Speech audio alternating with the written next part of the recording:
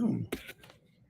Hello, everybody. Welcome, welcome. John Aravosis here for today's live hearing watch party for the January 6th Insurrection Hearings. Let me get my TikTok going here. One moment. Mute my CNN commercial. Mute my telephone. Live. Watch the Insurrection Hearing. Go live. One more time. Go live. Woo. Took a walk with the dog today. Woo. There we go. Hello. Oh, let's see how TikTok's doing here. Oof. I'm glowing. Oh boy. K-Born, welcome. Cammy, K-Born beat ya. What do you do? Hey guys, we are here for the hearing watch party today. Hearings are, hey Cammy, hearings are in principle starting in 5 minutes. I've got my cappuccino ready in my big Scotland mug. My big Scotland mug. That's about as good as I can do of a Scottish accent. If that might have been something else. I don't know. Hey Thomas. Yep. As I choke. This should be interesting today. The witnesses are all Republicans. Two of the witnesses are the Georgia Republicans, who you might remember. One is the Georgia Secretary of State, who's the kind of skinny-faced, graying guy with the glasses, kind of nerdy. And the other is the Georgia State election official. I don't quite remember what his role was, but he's the shorter, maybe glasses, a little pudgier, not fat, but a little pudgier. And he's the one who gave the press conference when he told Donald Trump to stop because somebody was going to die. He said, "You're going to get somebody killed," and gave this impassioned press conference. The third person speaking, very interesting, is the Arizona Speaker of the Arizona House, who's a Republican. Again, very interesting witnesses for all three of these. So should be very interesting. TikTok is clearly not notifying anybody today. Did I put the word insurrection in my thing? I probably did. I made the mistake of putting insurrection in. Oh, well, what do you do? Invite another host. Yeah, TikTok is clearly punishing me. Oh, well.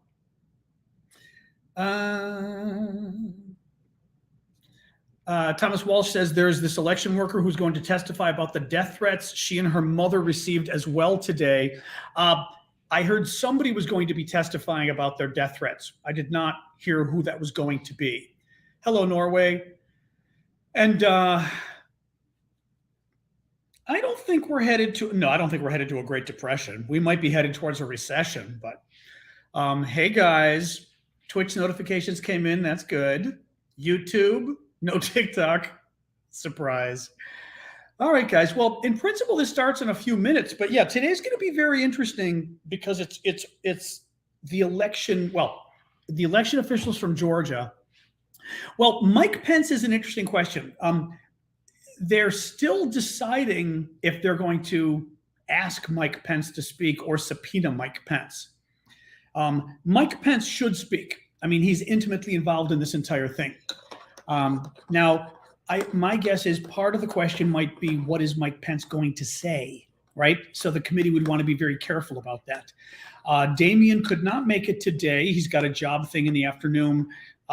Then he saw the witness list and he texted me and says, "Oh God, I wish I was there today." But he is going to join us for Thursday. They keep juggling the times, but right now, Thursday's hearing is scheduled for 1 p.m. on Thursday. So that is the plan. I'm going to even see if I can set it up while we're waiting here, because it's nice to have it set up. Let me see if I can set it up on TikTok while we're waiting. Live events. Hang on here. Create. Oh shoot! I've got to find the. I hate this. I've got to find the.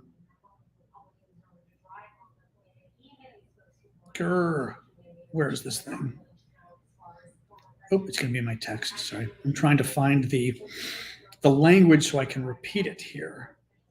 One moment here. Oh, here we go. And my chest may bother me again today. Who knows? Who knows? Come on, trying to copy this. Be good. Be good. There we go. There we go. Okay. I'm just setting up the one for Thursday here on TikTok, and then we'll set it up for the rest of them as well. But this way it's there, so you guys can always, like, when you leave, you can sign up for it. So yeah, 23rd is Thursday, 1 p.m. Eastern Time, US. Oh, actually, I'll set it for 1 p.m. and then we can always start a little early. That's always safe. Yeah. We'll put it for 2 hours because that seems to be the norm. And the language description. I was going to do this before I came on, but I didn't want to start late with you guys. Oop, here we go. Boop.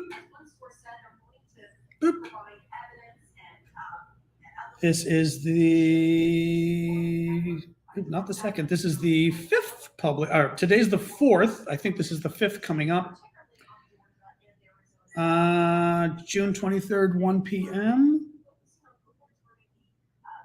Okay, I've set it up on TikTok, so at least it's there. And then momentarily I can set it up. Yeah, well, person laughing at an attempt to violently overthrow our government and kill the vice president. I don't know what that calls you. I don't want to say that's a pompous Republican because I was a Republican and you're not a Republican. You're un-American is what you are. And you hate this country and you hate everything we stand for. And you spit in the face of everybody who ever fought in our military because you hate this country and you're not American. So take that. Freak. You're a cult member. Yeah, bye-bye.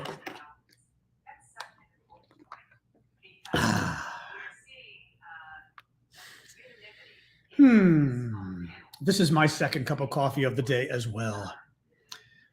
I mean, well, you tell me. I can, well, here. This is the volume I'm going to listen at probably. CGG, can you hear that? Of Wyoming, the vice chair, and behind her is Congressman Adam Schiff, who will be taking the leadership role in the hearing today. He is the chairman of the House Select Committee on Intelligence, which will be leading the charge today in the hearing.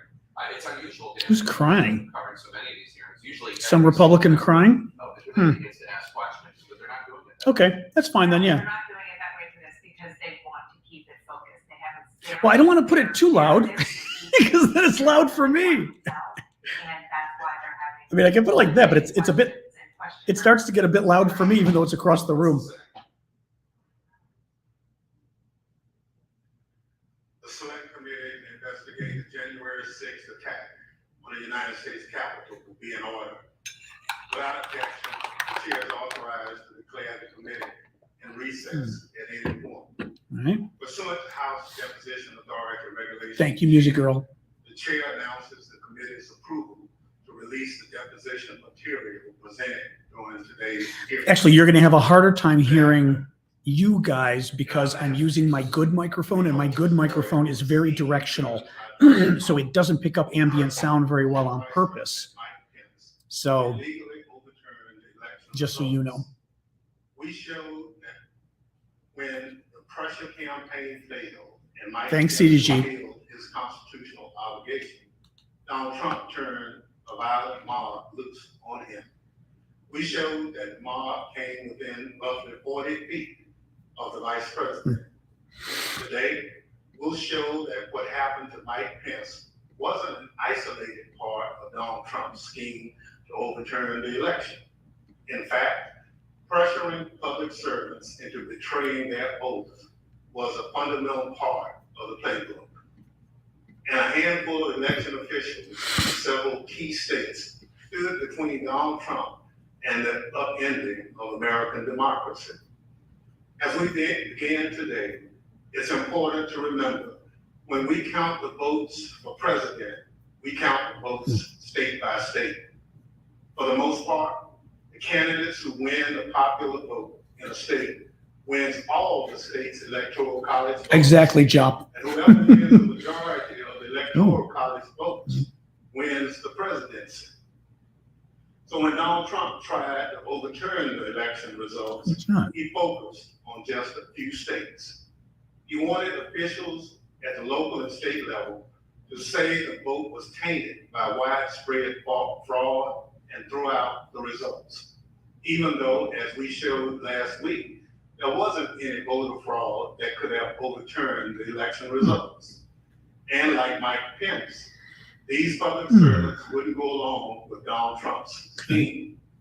And when they wouldn't embrace the big lie and substitute the will of the voters with Donald Trump's will to remain in power, Donald Trump worked to ensure they faced the consequences. Threats to people's livelihood and lives. Threats of violence that Donald Trump knew about and amplified. And in our other hearings, we can't just look back. I think the purposes of these hearings are to set a historical record, because this is an unprecedented event in American history, and it needs to be recorded for history. So they went, and this is a year of an investigation, talking to 1,000 people to piece together what actually happened, what was happening behind the scenes, what were the Trump people doing, what were fascist groups like the Proud Boys doing, was there any coordination, was there planning, was there actually planning for the violence, for example, or was it spontaneous, all of that. So for the historical record, it's important, and for the criminal record, it's important as well. You know, they're passing all of their findings to the Justice Department, because it is quite possible they will find something the Justice Department does not have, and then it's the Justice Department's job to decide whether they indict and go after anybody criminally. So the final thing is hopefully convincing the American people that this matters, which is a scary thought, that one needs to convince the American people that insurrection matters, but that's where we are as a country. One still saying his vote, quote, isn't based on any evidence. It's not based on any facts. It's only based on my gut feeling and my own intuition. And that's all I need. By the way, Maybe you won't do that, will it? this county commissioner was found guilty of illegally entering the Capitol grounds on January 6th. This story reminds us of a few things. First, as we've shown in our previous hearings, claims that widespread voter fraud tainted the 2020 presidential election have always been a lie. Donald Trump knew they were a lie, and he kept amplifying it anyway. Everything we described today, the relentless, destructive pressure campaign on state and local officials, was all based on a lie. Donald Trump knew it, he did it anyway. Second, the lie hasn't gone away. It's corrupting our democratic institutions. People who believe that lie are now seeking positions of public trust. And as seen in Just Mexico, setting up the that all next the watch people party for Thursday here. One moment. they serve will take a backseat to their commitment to the big lie. If that happens, who will make sure our institutions don't break under the pressure? We won't have close calls. We'll have a catastrophe. My distinguished colleague from California, Mr. Schiff, will present much of the select. Well, that's interesting. On this matter. That's interesting. It's First, Schiff. I'm pleased to recognize our Vice Chair, Ms. Cheney of Wyoming, for any opening statement she'd care to offer. Go, Liz, go. Today, we will begin examining President Trump's effort to overturn the election by exerting pressure on state officials and state legislatures. Donald Trump had a direct and personal role in this effort, as did Rudy Giuliani, as did John Eastman.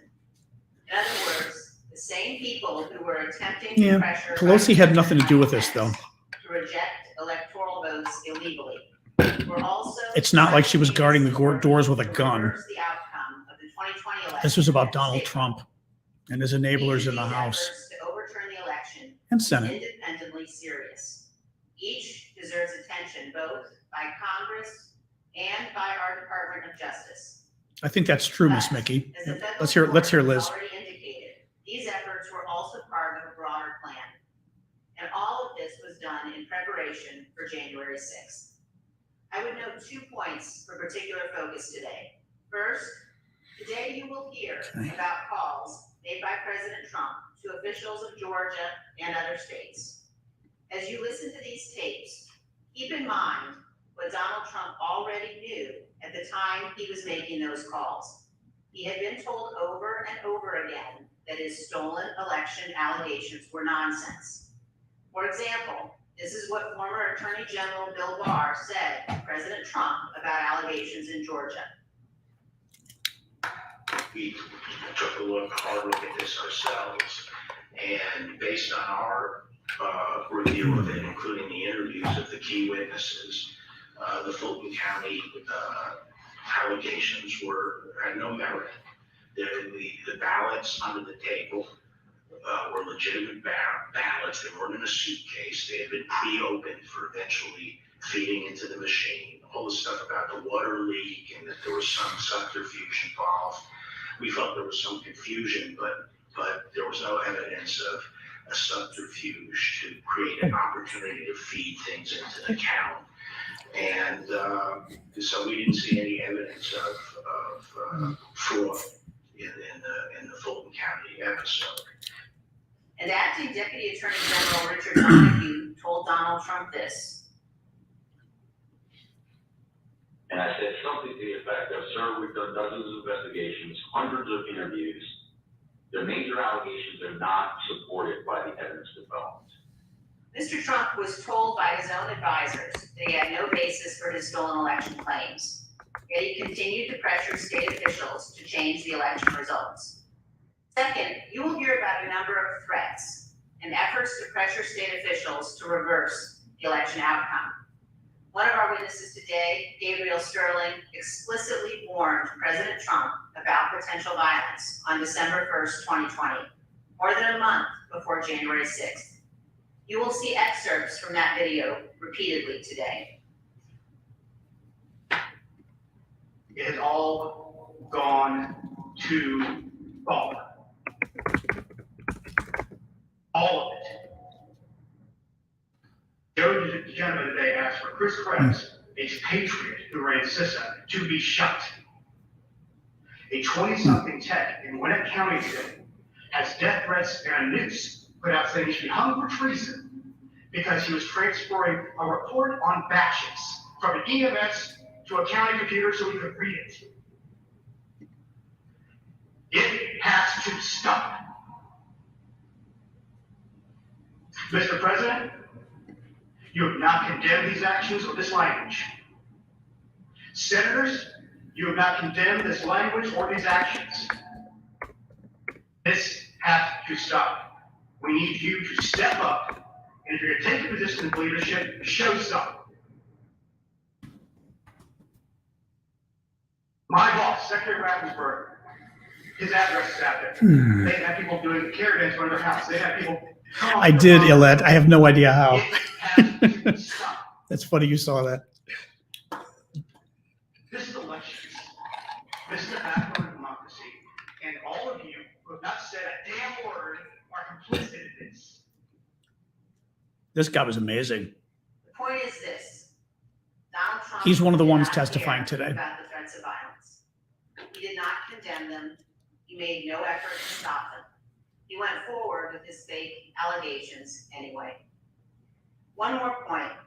I would urge all of those watching today to focus on the evidence the committee will present.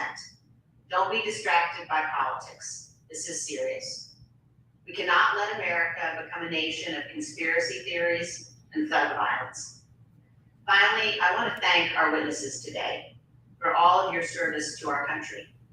Today, all of America will hear about the selfless actions of these men and women who acted honorably to uphold the law, protect our freedom, and preserve our Constitution.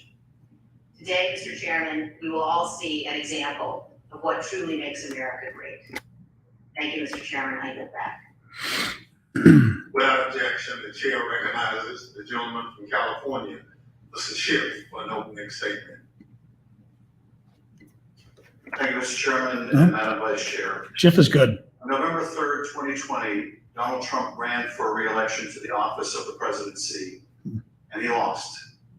His opponent, Joe Biden, finished ahead in the key battleground states of Arizona, Michigan, Wisconsin, Pennsylvania, Georgia, and elsewhere.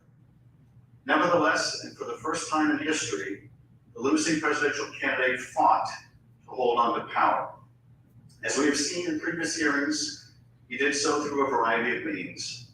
On election day, he sought to stop the counting of the vote, knowing that the millions of absentee ballots elections officials would be counting on election day and thereafter would run strongly against him and deliver a victory to Joe Biden.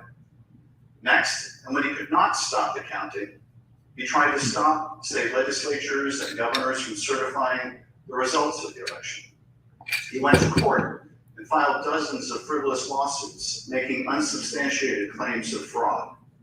When that too failed, he mounted a pressure campaign directed at individual state legislators to try to get them to go back into session and either declare him the winner, decertify Joe Biden as the winner, or send two slates of electors to Congress, one for Biden and one for him, and pressure Vice President Pence to choose him as the winner.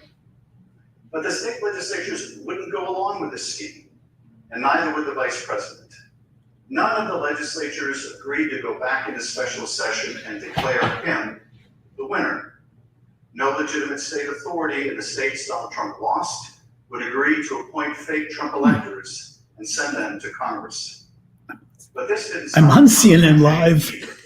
They assembled groups of individuals in key battleground states and got them to call themselves electors, created phony certificates associated with these fake electors, and then transmitted these certificates to Washington and to the Congress to be counted during the joint session of Congress on January 6th.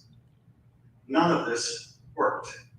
But according to Federal District Judge David Carter, former President Trump and others likely violated multiple federal laws by engaging in this scheme, including conspiracy to defraud the United States.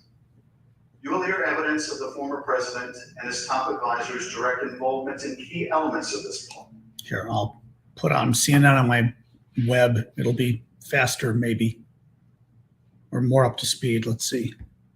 CNN on my was web. essential It'll be faster, to stop maybe. the count and ensure More up to President speed. Let's Trump's see. re-election. CNN on my was essential. Faster, maybe. This scheme and ensure That was a bad idea. Now I'm echoing all over the place. How do I turn off my own sound on my thingy here? I don't know if I can. How did I do this last time? I don't know how I did this last time. Hearings, running through this scheme was a big lie that the election was plagued with massive fraud and somehow stolen. You'll remember what the president's own attorney general, Bill Barr, said he told the president about these claims of massive fraud affecting the outcome of the election. Yeah. And I told him that the stuff that his people were shoveling out to the public was bullshit. I mean, that the claims of fraud were bullshit. The president's lie was and is a dangerous cancer on the body politic. If you can convince Americans that they cannot trust their own elections, that any time they lose it is somehow illegitimate, then what is left but violence to determine who should govern? This brings us to the focus of today's hearing. When state elections officials refused to stop the count, Donald Trump and his campaign tried to put pressure on them. When state executive officials refused to certify him the winner of states he lost, he applied more pressure. When state legislators refused to go back into session and appoint Trump electors, he amped up the pressure yet again. Anyone who got in the way of Donald Trump's continued hold on power after he lost the election was the subject of a dangerous and escalating campaign of pressure. This pressure campaign brought angry phone calls and texts, armed protests, intimidation, and all too often threats of violence and death. State legislators were singled out. So too were statewide elections officials. Even local elections workers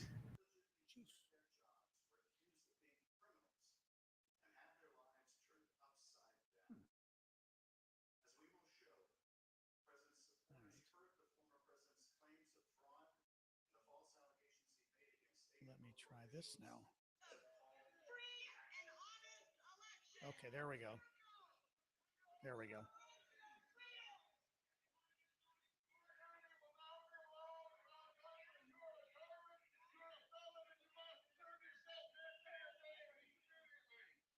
And then about 45 minutes later, we started to hear the noises outside my home, and that's my stomach sunk, and I thought it's me. And then it's just, we don't know what's gonna. The uncertainty of that was what was the fear. There we go. Are they coming with guns? Are they gonna attack my house? I'm in here with my kid. I'm trying to put him to bed, and so it was. That was the scariest moment, just not knowing what was gonna happen. This pressure campaign against state and local officials spanned numerous contested states.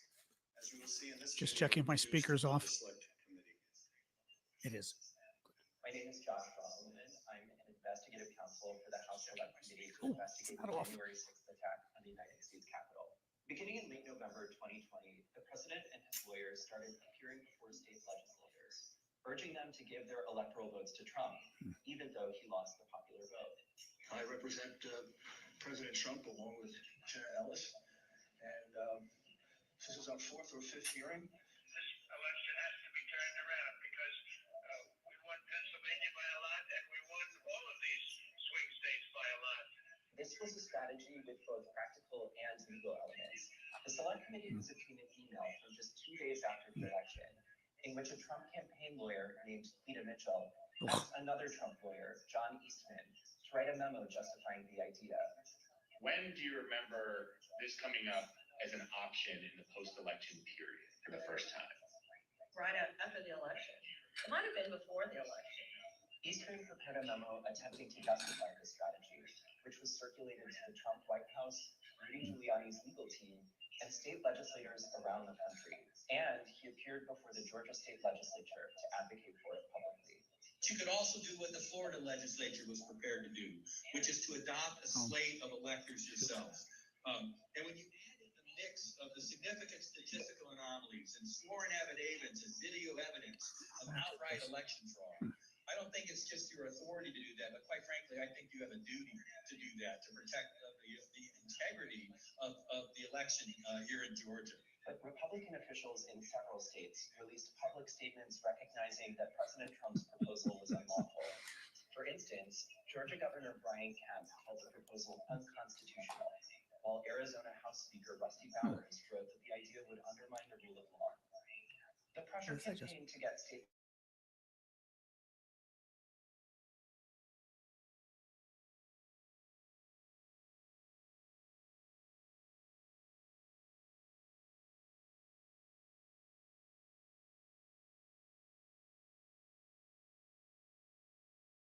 Those exact words are not here. I think the words that I would have more likely. Sorry, just testing to see if I get feedback on my machine. Nevertheless, the pressure continued. The next day, President Trump tweeted, quote, "Hopefully the courts and or legislatures will have the courage to do what has to be done to maintain the integrity of our election." And you guys on YouTube can still hear me, right? Itself. The world is watching. He posted multiple messages on Facebook listing the contact information for state officials and urging his supporters to contact them to, quote, "demand a vote on decertification." In one of those posts, President Trump disclosed Mike Shirkey's personal phone number to his millions of followers. All I remember is receiving over just shy of 4,000 text messages in a short period of time, calling to take action. It was a loud noise, loud, consistent cadence. So, we heard that the Trump folks are calling and asking for changes in the electors, and you guys can do this. Well, they were believing. These efforts also involved targeted outreach to state legislators. Hi, Representative. My name is Angela McCallum. I'm calling from Trump campaign headquarters in Washington, D.C. You do have the power to reclaim your authority and send a slate of electors that will support President Trump and Vice President Pence. From President Trump's lawyers and from Trump himself. And I become friends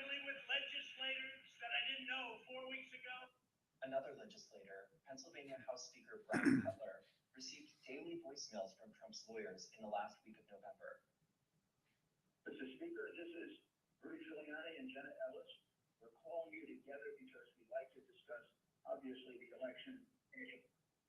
Hello, Mr. Speaker. This is Janet Ellis, and I'm here with Mayor Giuliani. Hey, Brian, it's Rudy. I really have something important to call to your attention that I think really changes things. Cutler felt that the outreach was inappropriate and asked his lawyers to tell Rudy Giuliani to stop calling, but Giuliani continued to reach out. I understand that you don't want to talk to me now. I just want to bring some facts to your attention and talk to you as a fellow Republican.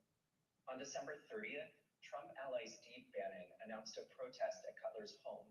We're getting on the road and we're going down to Cutler. We're going to start going to offices, and if we have to, we're going to go to homes, and we're going to let them know what we think about it. There were multiple protests. I actually don't remember the exact number. There was at least 3, I think, outside either my district office or my home. And you're correct, my then 15-year-old son was home by himself for the first one. All of my personal information was doxed online. It was my personal email, my personal cell phone, my home phone number. In fact, we had to disconnect our home phone for about 3 days because it would ring all hours of the night and would fill up with messages. Brian Cutler, we're outside. Clerks facing felony charges in Michigan. Poll watchers denied access. These ads were another element in the effort. Trump campaign spent millions of dollars running ads online and on television. The evidence is overwhelming. Call your governor and legislators. Demand they inspect the machines and hear the evidence. Public pressure on state officials often grew dangerous in the lead up to January 6th.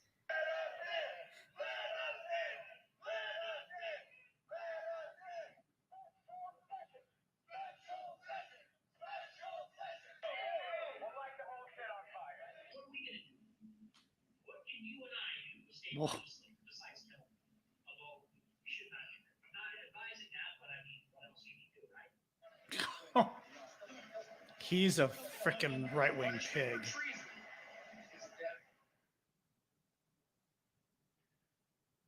state pressure campaign and the danger it posed to state officials and the state capitals around the nation was a dangerous precursor to the violence we saw on January 6th at the U.S. Capitol.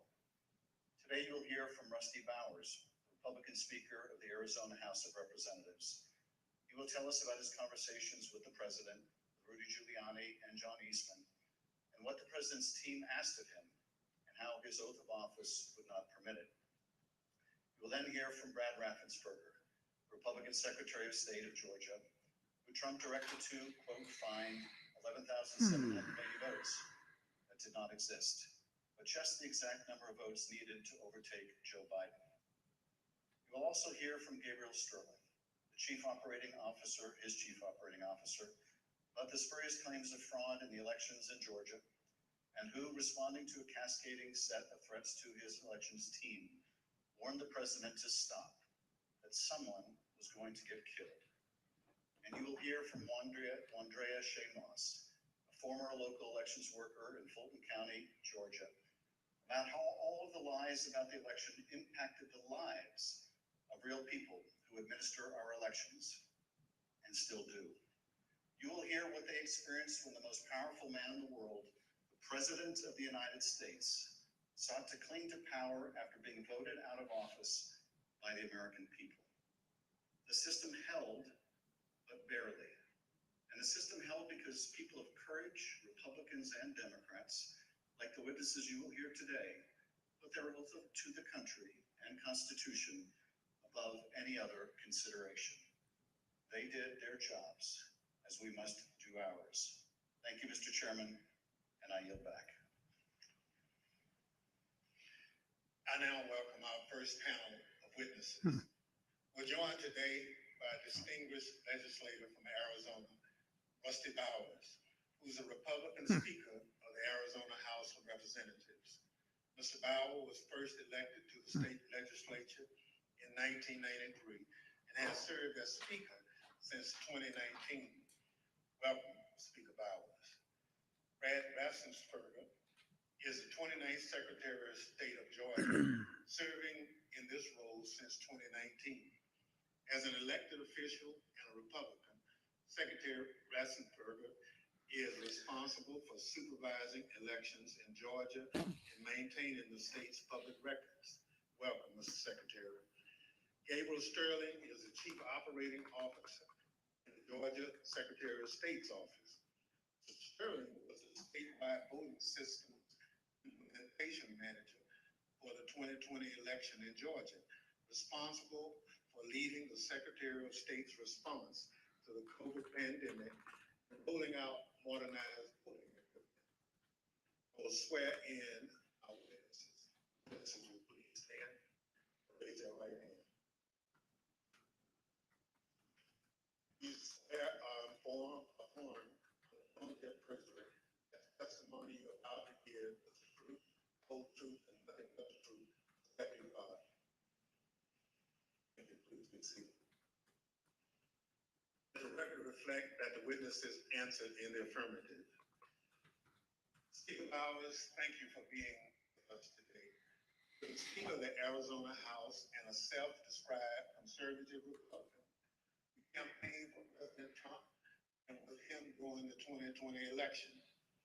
Is it fair to say that you wanted Donald Trump to win a second term in office?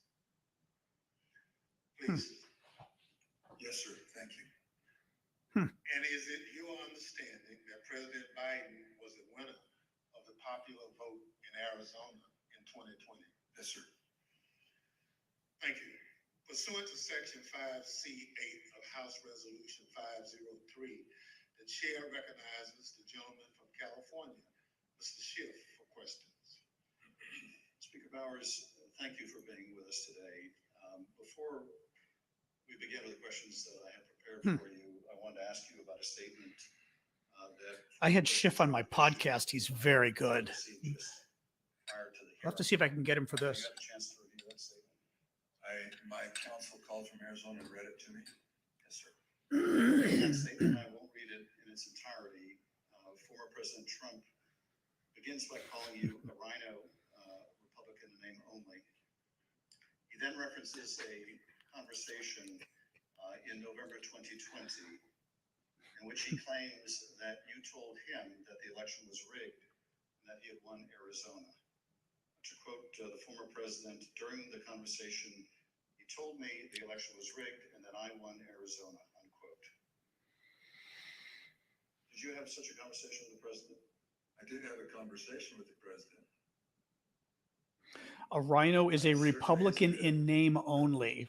It's a term that is used for anybody who isn't a conservative Republican by conservative Republicans. Is that false? Anywhere, anyone, anytime has said that I said the election was rigged, that would not be true. And when the former president in his statement today claimed that you told him that he won Arizona, is that also false? That is also false. Mr. Bowers, I understand that after the election, and I don't know whether this is the conversation the former president is referring to, but after the election, you received a phone call from President Trump and Rudy Giuliani in which they discussed the result of the presidential election in Arizona. If you would, tell us about that call and whether the former president or Mr. Giuliani raised allegations of election fraud. Thank you. My wife and I had returned from attending our church meetings. It was on a Sunday. And we were still in the driveway, and I had received a call from a colleague telling me that the White House was trying to get in touch with her and I. And then she said, please, if you get a call, let's try to take this together. Immediately, I saw that the White House on my Bluetooth was calling, and I took the call and was asked by I would presume, the operator at the White House if I would hold for the president, which I did, and Mr. Giuliani came on first, and niceties, then Mr. Trump, President Trump, then President Trump came on, and we initiated a conversation. During that conversation, did you ask Mr. Giuliani for proof of these allegations of fraud that he was making? On multiple occasions, yes. And when you asked him for evidence of this fraud. What did he say? He said that they did have proof, and I asked him, do you have names? For example, we have 200,000 illegal immigrants, some large number, 5,000 or 6,000 dead people. It is me. And I said, do you have their names? Yes. Will you give them to me? Yes. The president interrupted and said, give the man what he needs, Rudy. He said, I will. That happened on at least two occasions. That interchanged in the conversation. So Mr. Giuliani was claiming in the call that there were hundreds of thousands of undocumented people and thousands of dead people who had purportedly voted in the election. Wow. Yes, That was a long time ago, or it could have been. I did. Thank you. And I'm back. Did you ever receive from him that Right, evidence either during the call, after the call, or to this day? Never. What was the ask during this call? He was making these allegations of fraud, but he had something or a couple things that they wanted you to do. What were those? The ones I remember were first that we would hold, that I would allow an official committee at the Capitol so that they could hear this evidence and that we could take action thereafter. And I refused. I said, up to that time, the circus, I called it the circus, had been brewing. Lots of demonstrations, both at the Cabinet Center, at the Capitol, and other places. And I didn't want to have that in the House. I did not feel that the evidence, and in its absence, merited hearing, and I didn't want to be used as a pawn. There was some other need that the committee hearing would fulfill. So that was the first ask, that we hold an official committee hearing. What was his second ask? I said, to what end? To what end the hearing? I said, well, we have heard by an official high up in the Republican legislature that there is a legal theory or a legal ability in Arizona that you can remove the electors of President Biden and replace them. And we would like to have the legitimate opportunity through the committee to come to that end and remove that. And I said, that's totally new to me. I've never heard of any such thing. And he pressed that point.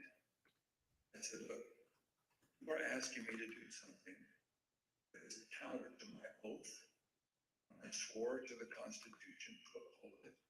And I also swore to the Constitution and the laws of the state of Arizona. And this is totally foreign as an idea or a theory to me. And I would never do anything of such magnitude without deep consultation with qualified attorneys. And I said, I've got some good attorneys and I'm going to give you their names. But you're asking me to do something against my oath, and I will not break my oath. Thank you, Tanu. I think that was up to that point. During the conversation, and you heard, I think, when we played a snippet of Mr. Giuliani calling other state legislators and saying that he was calling us essentially a fellow Republican, did he make a similar appeal to you or bring up the fact that you shared a similar party? Whether it was in that call or in a later meeting, he did bring that up more than once. And how would he bring that up? He would say, aren't we all Republicans here? I would think we would get a better reception. I mean, I would think you would listen a little more open to my suggestions that we're all Republicans. And this evidence that you asked him for that would justify this extraordinary step, I think you said they never produced. Why did you feel, either in the absence of that evidence, or with it, what they were asking you to do would violate your oath to the Constitution? First of all, when the people, and in Arizona, I believe some 40 plus years earlier, the legislature had established the manner of electing our officials, or the electors for the presidential race. Once it was given to the people, as in Rich Gore, illustrated by the Supreme Court, it becomes a fundamental right of the people. So as far as I was concerned, for someone to ask me, there was no evidence being presented of any strength. Evidence can be hearsay evidence, it's still evidence, it's still hearsay. But strong judicial quality evidence, anything that would say to me, you have the doubt, deny your oath. I will not do that. And more than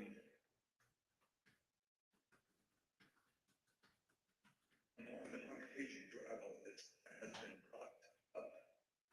It is a tenet of my faith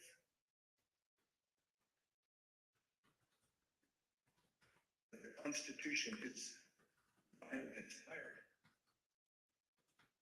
My most basic foundational beliefs. And so for me to do that because somebody just asked me to, it's foreign to my very being. I will not do it.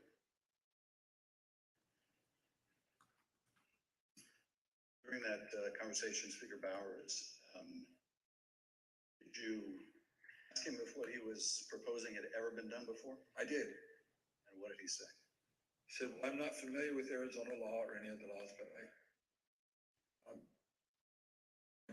don't think that also was brought up in other conversations, both with him and with John Eastman and others.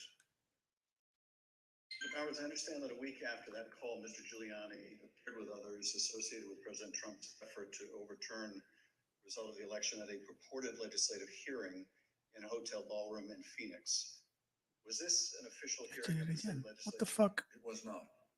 And why was it not a What the fuck happened? real official hearing of the legislature? Again? A legislator can hold a group meeting. Oh, Jesus Christ. You can call it a hearing.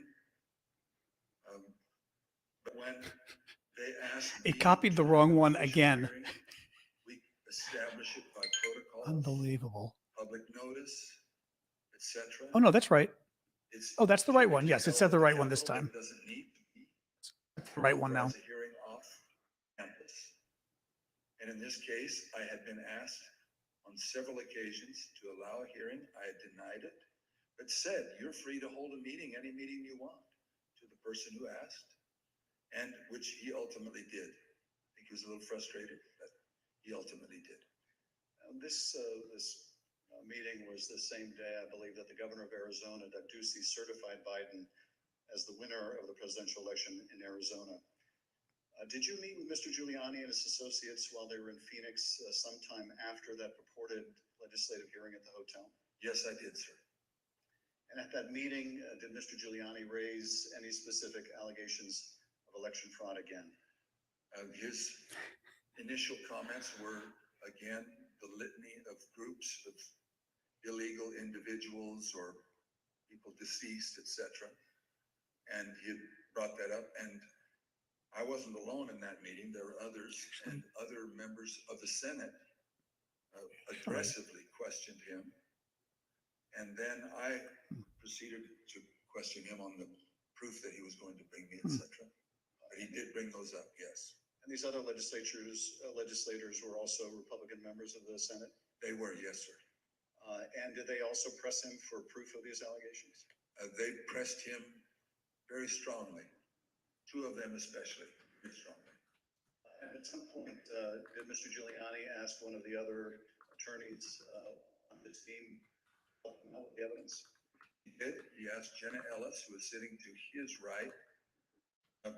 One thing was, it was more to the point of, was there sufficient evidence or action that we could justify the recalling of the electors? At that part of the conversation, I know he referred to someone else. But he did ask, do we have the proof to Jenna Ellis? And she said yes.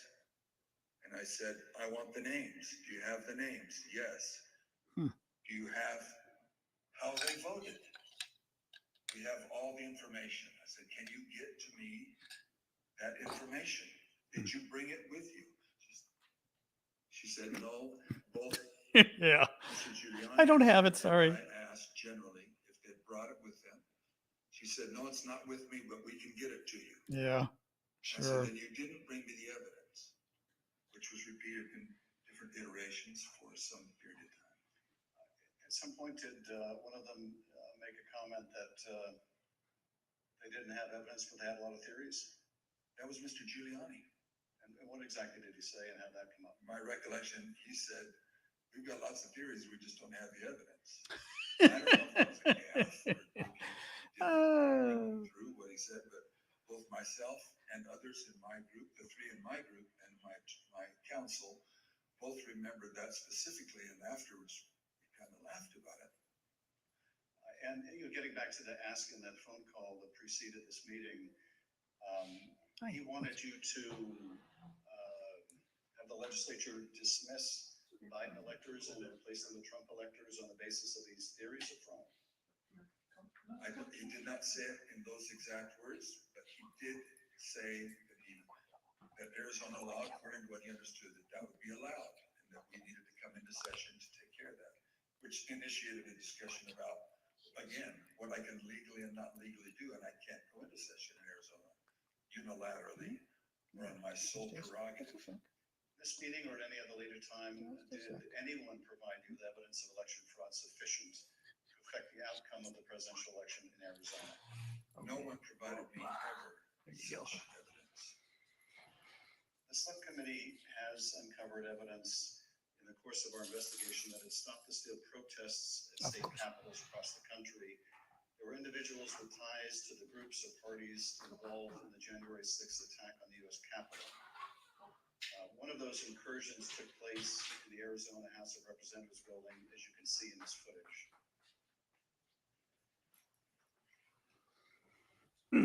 This is previously undisclosed video of protesters illegally entering and refusing to leave the building. One of the individuals prominently shown in this video is Jacob Chansley. Oh.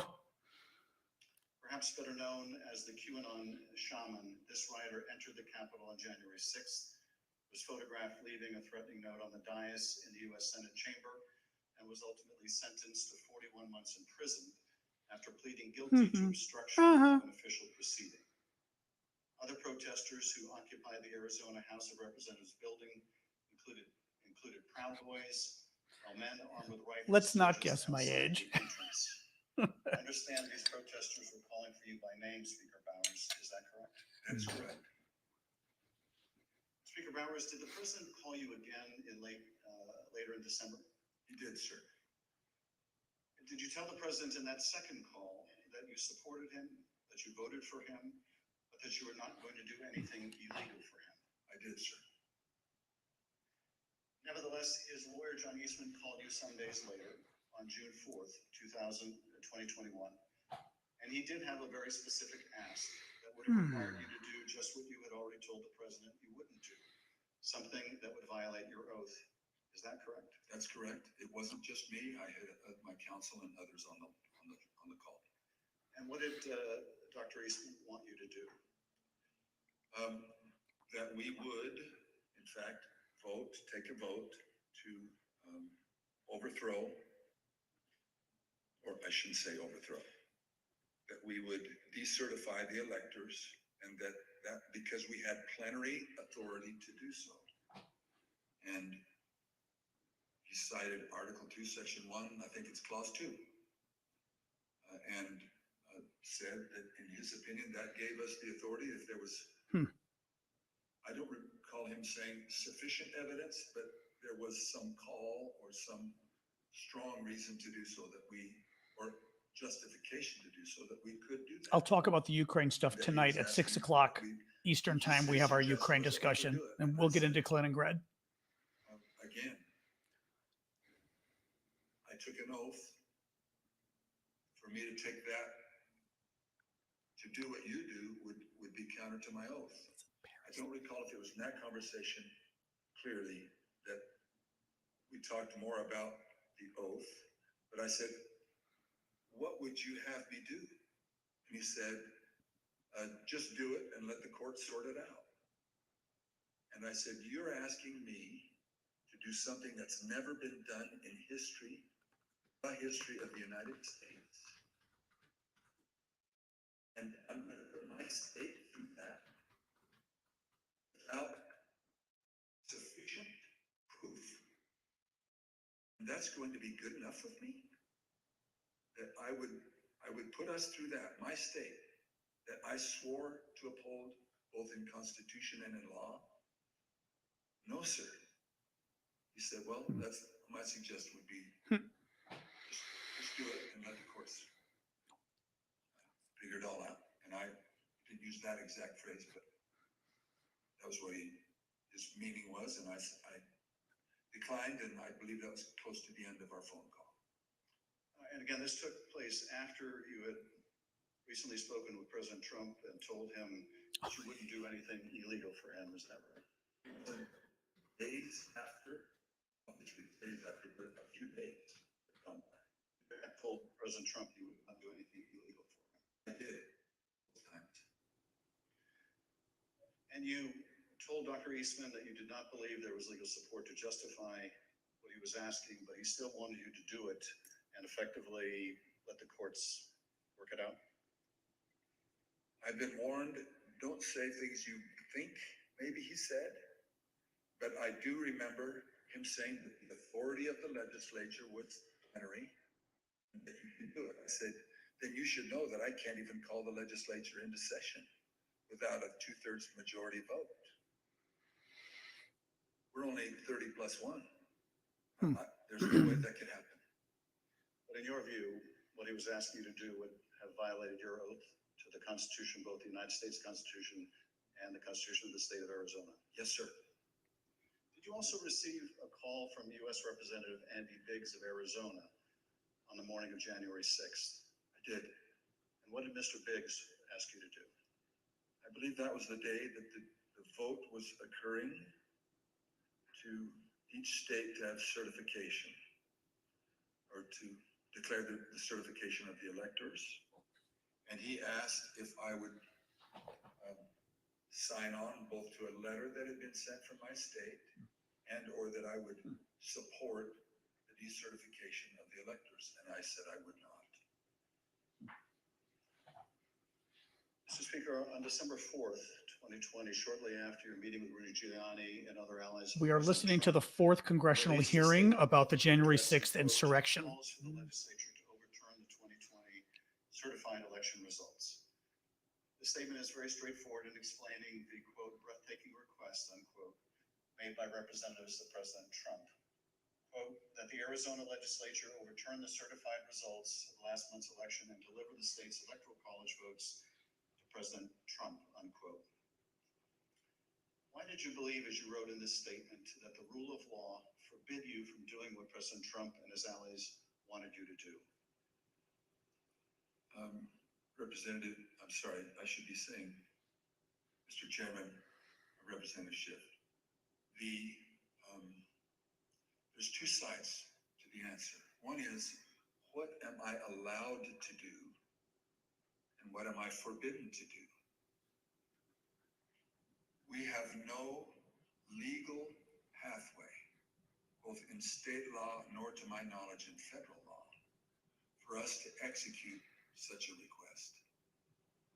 And I am not allowed to walk or act beyond my authority.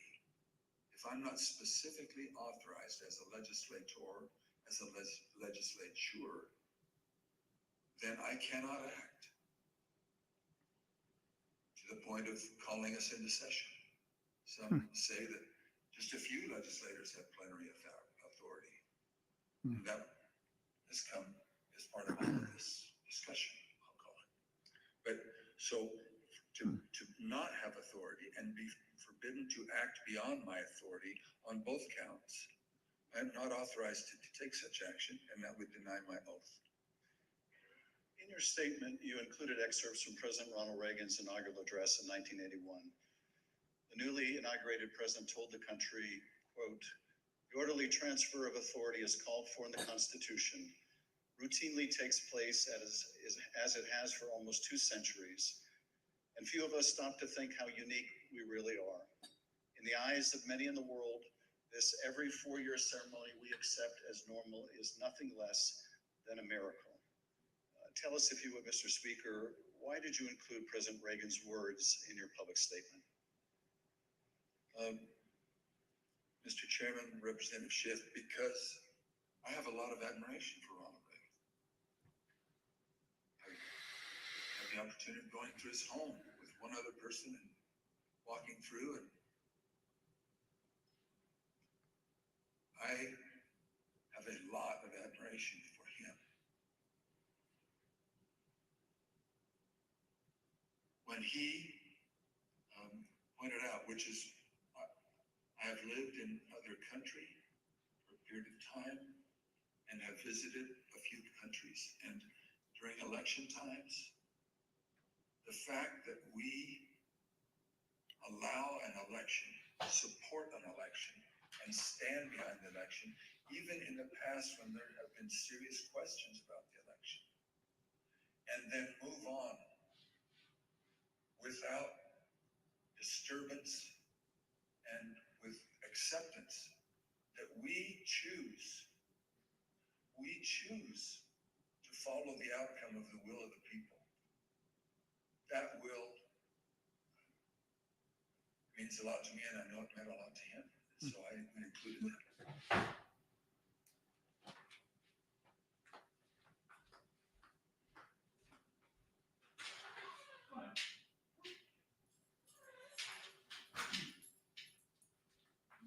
Relax. Thank you, Speaker Bowers. I now want to look even more deeply at the fake elector scheme.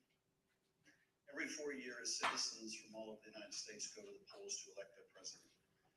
Under our Constitution, when we cast our votes for president, we are actually voting to send electors pledged to our preferred candidate to the Electoral College.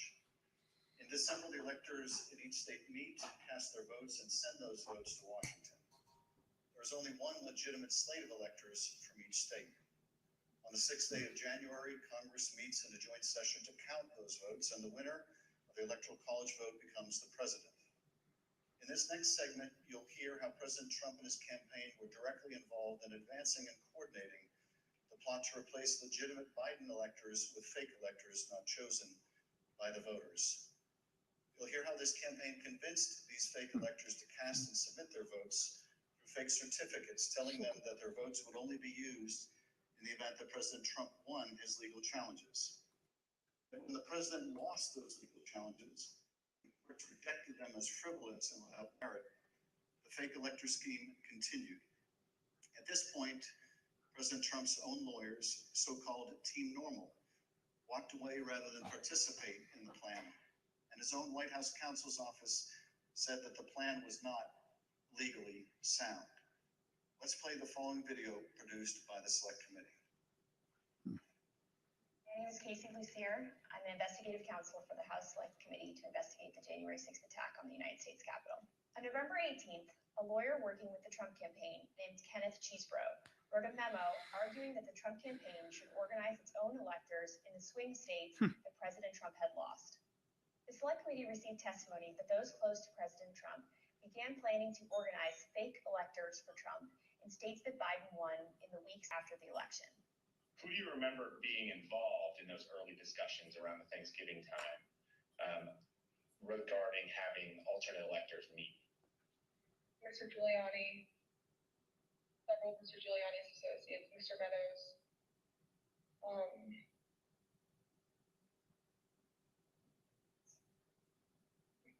members of Congress, although it's difficult to distinguish if the members I'm thinking of were involved during Thanksgiving or if they were involved as we progress through December. At the president's direct request, the RNC assisted the campaign in coordinating this effort. What did the president say when he called you? Essentially, he turned the call over to Mr. Eastman, who then proceeded to talk about the importance of the RNC helping the campaign gather these contingent electors in case any of the legal challenges that were ongoing changed the result of any of the states. I think more just helping them reach out and assemble them. But my understanding is the campaign did take the lead, and we just were helping them in that.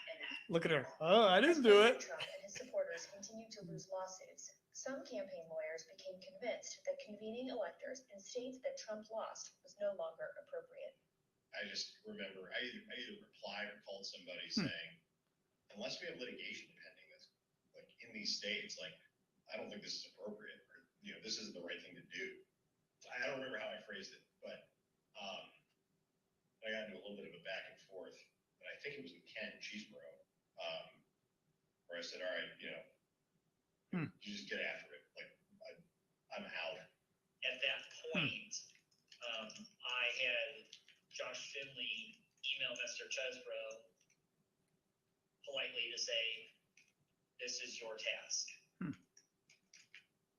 You are responsible for the Electoral College issues moving forward. And this was my way of taking that responsibility to zero. The committee learned the White House counsel's office also felt the plan was potentially illegal. And so to be clear, did you hear the White House counsel's office say that this plan to have alternate electors meet and cast votes for Donald Trump in states that he had lost was not legally sound?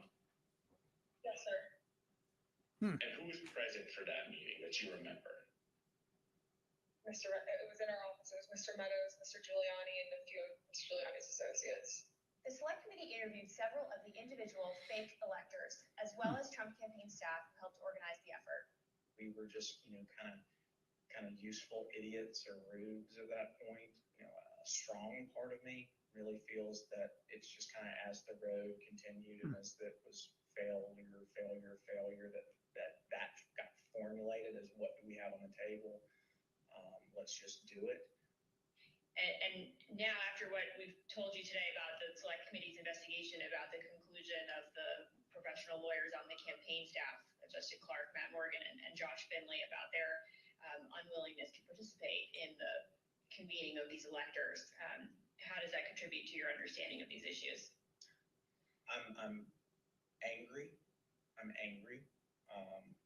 Because I think in a sense, no one really cared if people were potentially putting themselves in jeopardy.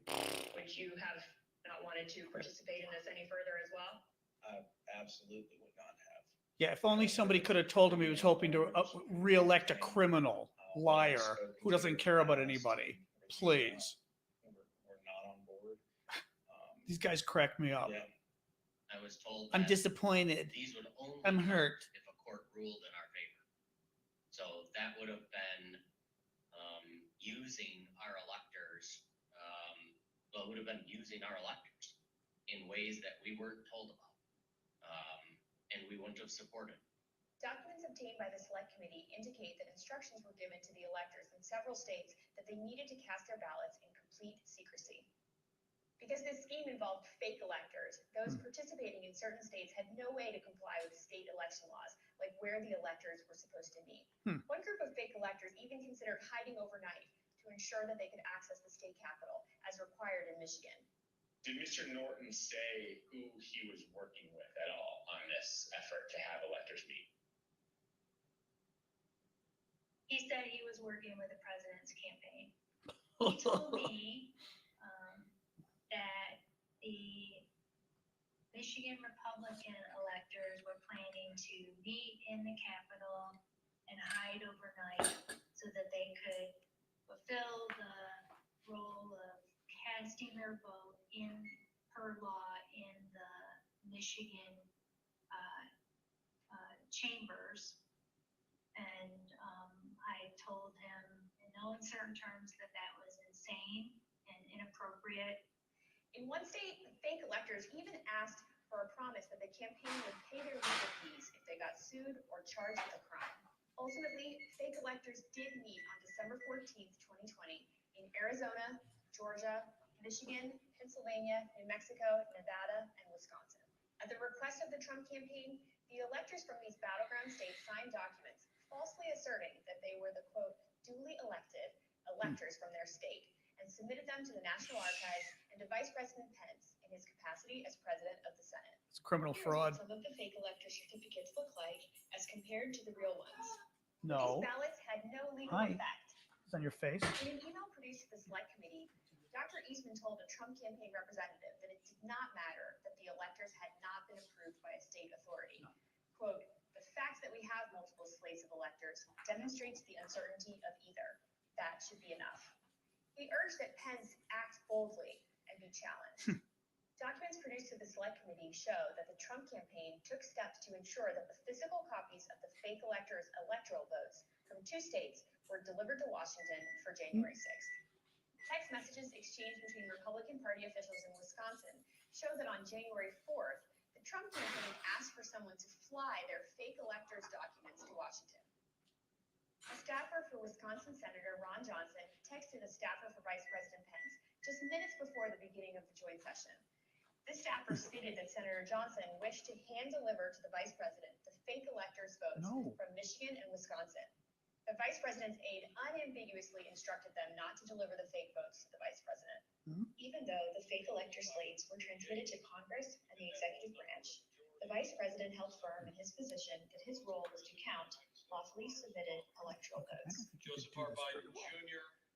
of the state of Delaware has received 306 votes.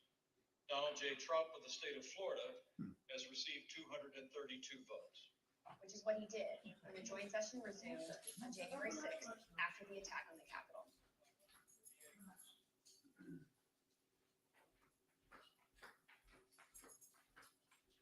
What we just heard in that video was an aide to the White House Chief of Staff telling this committee that the White House counsel's office felt that this fake electors plan was not legally sound. Nevertheless, the Trump campaign went forward with the scheme anyway. Speaker Bowers, were you aware that fake electors had met in Phoenix on December 14th and purported to cast electoral votes for President Trump? I was not. Come on. When you learned that these electors had met and sent their electoral votes to Washington, what did you think? Well, I thought of the book, The Gang That Couldn't Shoot Straight. And I just thought, this is a tragic parody. Mr. Bowers, I understand that as you flew from Phoenix to Washington yesterday, you reflected upon some passages from a personal journal that you were keeping in December 2020 while all of this was taking place. With your permission, I'm wondering if you would be willing to share one passage in particular with us. Thank you very much. It's painful to have friends who have been such a help to me turn on me with such rancor. I may, in the eyes of men, not hold correct opinions or act according to their vision or convictions, but I do not take this current situation in a light manner, a fearful manner, or a vengeful manner. I do not want to be a winner by cheating. I will not play with laws I swore allegiance to with any contrived desire towards deflection of my deep foundational desire to follow God's will as I believe He led my conscience to embrace. It's up to the Justice Department whether they do anything about this. How else And will I ever approach Him in the wilderness of life, knowing that I ask this guidance only to show myself a coward in defending the course He let me take. He led me to take. Thank you, Mr. Speaker. Those are powerful words. I understand that taking the courageous positions that you did following the 2020 election. this hearing's going to be long. This guy's been over an hour. Voters of Arizona resulted in you and your family being subjected to protests and terrible threats. Can you tell us how this impacted you and your family? Well, as others in the videos have mentioned, we received, my secretaries would say, in excess of 20,000 emails and tens of thousands of voicemails and texts, which saturated our offices and we were unable to work, at least communicate. But at home, up till even recently, it is the new pattern or a pattern in our lives to worry what will happen on Saturdays. Because we have various groups come by. Come up. They have had video panel trucks with videos of me proclaiming me to be a pedophile and a pervert and a corrupt and politician, and blaring loudspeakers in my neighborhood, and leaving literature both on my property, but arguing and threatening with neighbors and with myself. I don't know if I should name groups, but there was one gentleman that had the 3 bars on his chest. He had a pistol, and I was threatening my neighbor, not with a pistol, but just vocally. When I saw the gun, I knew I had to get close.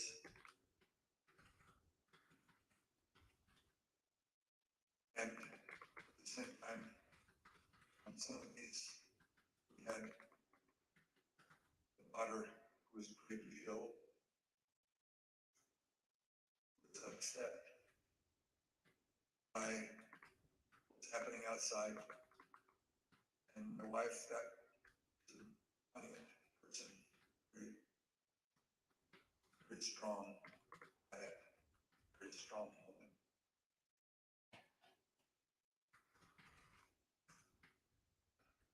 So it was disturbing. Disturbing. Mr. Speaker, I want to thank you for your service to the state of Arizona and to the country. Mr. Chairman, at this point, I think it'd be appropriate to take a short recess. I have reserved the balance of my time.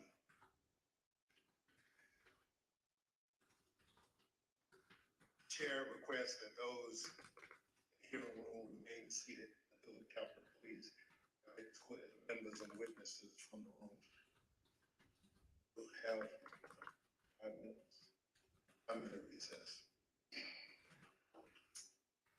And the hearing is gaveling for a short break. We just heard powerful testimony from the conservative Republican Arizona Steve Powers, talk about the pressure campaign which was affected by Donald Trump and Giuliani and protesters outside his house trying to get him to overturn the will of the voters of Arizona and submit a slate of fraudulent electors. Dana Bash, he talked about how when he would repeatedly ask the Trump team for evidence of the charges they were making of voter fraud. Like one time Giuliani said, we have lots of theories, we just don't have evidence, which is really the quote of the day, although obviously the most moving when he was talking about the hideous allegations being made about him and how they have upset his family. And besides, you were talking, some of the panel members came over to Cheney, who gave him a hug. The 2 of them just got Profiles and Courage awards, and you can see why, because of the way he described the pushback that he had to do over and over again under intense pressure from the president's top team, saying, do this, overturn the state of electors, trying to convince him that there was some law on the Arizona books that did not exist. If he summed it up, 2 words, tragic parody, is so apropos, so incredibly apropos. And he said he took an oath to the Constitution of Arizona, and obviously he felt as an American, not just Arizona, he couldn't do this. The thing you said before is worth underscoring and highlighting in every font we can. This is a conservative Republican, the top elected conservative in the state house. Who voted for Donald Trump and said he would do whatever he could to support him, but he wouldn't do anything. He really is, I think, one of the star witnesses we have seen, because he is a first-hand witness, exactly what the committee has said, that Donald Trump, he had a phone call with Donald Trump, that Trump, Rudy, these lawyers were pressuring them to do something that was illegal. There was no proof ever given. And I just want to say, he quoted at the end, he was asked what he thought about the fake elector scheme. It was so understated, and then that made him even more powerful. And he said, I thought of the gang that couldn't shoot straight. This is a tragic parody. And then when he's describing all these people coming to his house with bullhorns, brandishing a gun, intimidating his family, he said only it was disturbing. It was disturbing. And John, we heard allegations from Rusty Bowers and the committee that there were two other members of Congress who apparently played a role in the scheme. Speaker of the House Bowers, Speaker of the Arizona House Bowers, said that Congressman Andy Biggs specifically reached out to him and asked him if he would decertify the electors. And then we also heard testimony from an investigator on the committee that a staffer for Wisconsin Senator Ron Johnson reached out to the office of Vice President Pence and wanted to present these fake electors Those are crimes. from Wisconsin and Michigan. Those are I think crimes. that is part of the, again, the committee is presenting this conspiracy. This is not just Yeah. one man, not just Donald Trump venting. Donald Trump had a lot of help after it was long over. The whistle had blown. Court challenges had failed. After the audits had confirmed Joe Biden won, and yet you have members of Congress, members of the House, members of the Senate, who have chief of staff, enabling the President of the United States thinking, gee, that Steve Harris was so powerful there. He said the law didn't allow him to do it. His faith didn't allow him to do it. We do not want to be a winner by cheating. Why is that so hard for Donald Trump and the modern day, current day Republican Party to accept? Look at the law. Look at the Bible. I do not want to win by cheating. Why is that so hard? You know, of course, Evan, please go. There's a whole legal theory, I'll put that in quotation marks, from John Eastman. And it really boils down to creating chaos. They knew it was illegal. They stated so in their quote unquote legal documents. You know, one thing they're doing with the hearing, it didn't really hit me till right now. They're not just finding evidence for the Justice Department, they're putting pressure on the Justice Department. They are making it so painfully obvious that a crime was committed that it is going to be incredibly embarrassing for the Justice Department not to act on this. And mind you, there is incredible political pressure on the Justice Department not to act in terms of taking on Trump or any of his top people, because traditionally in America, we do not go after previous administrations. We don't do that. You know, in France, they went after Sarkozy. We do not do that here. Until Trump, it was considered the height of boorishness, I don't know what else to call it, to criticize a former president. You as a sitting president, you never criticized former presidents. Trump got in there and every day was, you know, spewing spittle of bile against Obama and Hillary and Bill and every other Democrat. One does not do that in this country, so that even when Trump comes up, as corrupt as he is, the inertia and the momentum and the institutional, not just memory, but the institutional constitution of the Justice Department is not to go after a previous administration. So it didn't hit me till right now, but part of what this hearing is doing is making it so painfully obvious that it is going to be embarrassing for the Justice Department to turn around and say no with this kind of evidence being aired. That's just my gut, but it's something that just hit me right now. I mean, the rest of it did not hit me about in terms of how it is very difficult for them to go after a previous administration because it's just not done. But this part about them putting pressure on DOJ, didn't think about that till now, but I think they are.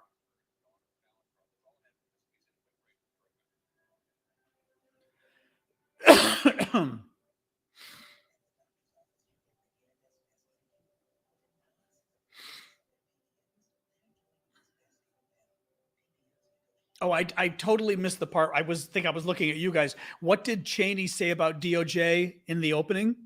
In her opening? Elise was mentioning it. No, the hearing started an hour and 20 minutes ago. I don't really understand what your question is, Wayne, Larry.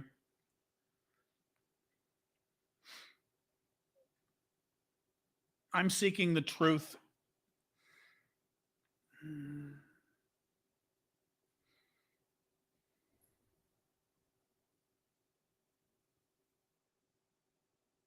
So yeah, what did Liz Cheney say in the beginning about criticizing Department of Justice?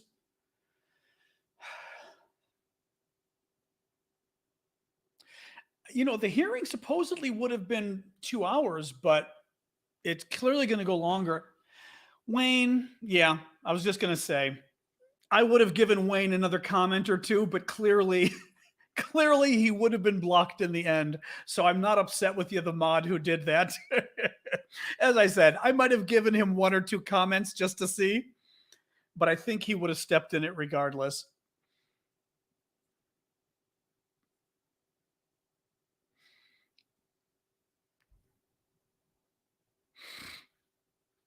Oh no, the Department of Justice is certainly going to look over the evidence that these guys get. But oh, thanks, Terry. Appreciate that.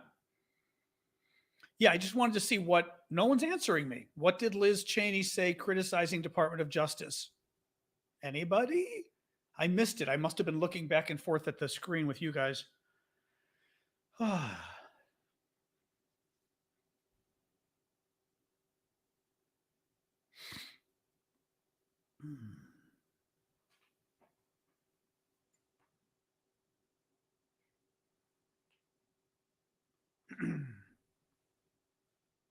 Yeah, I didn't hear that either. Actually,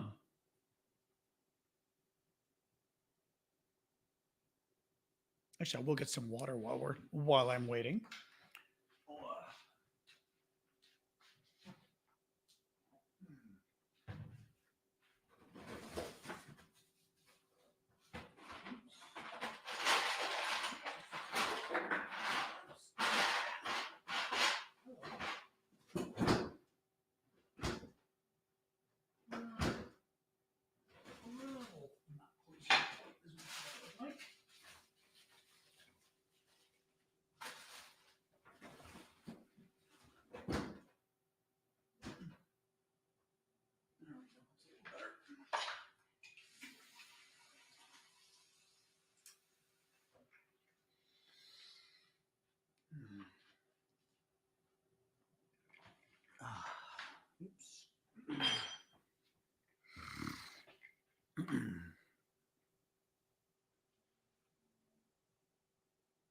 Oh, interesting. Okay.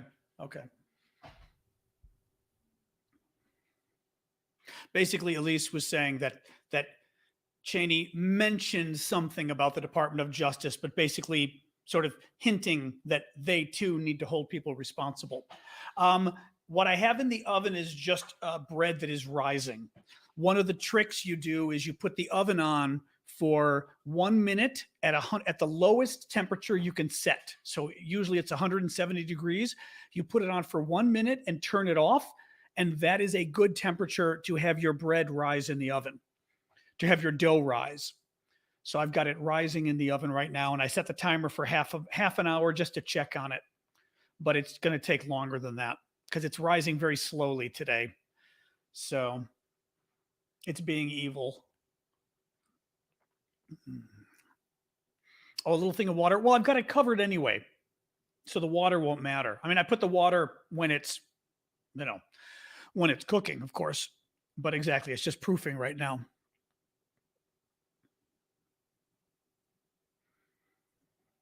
No, that's fine, Brett.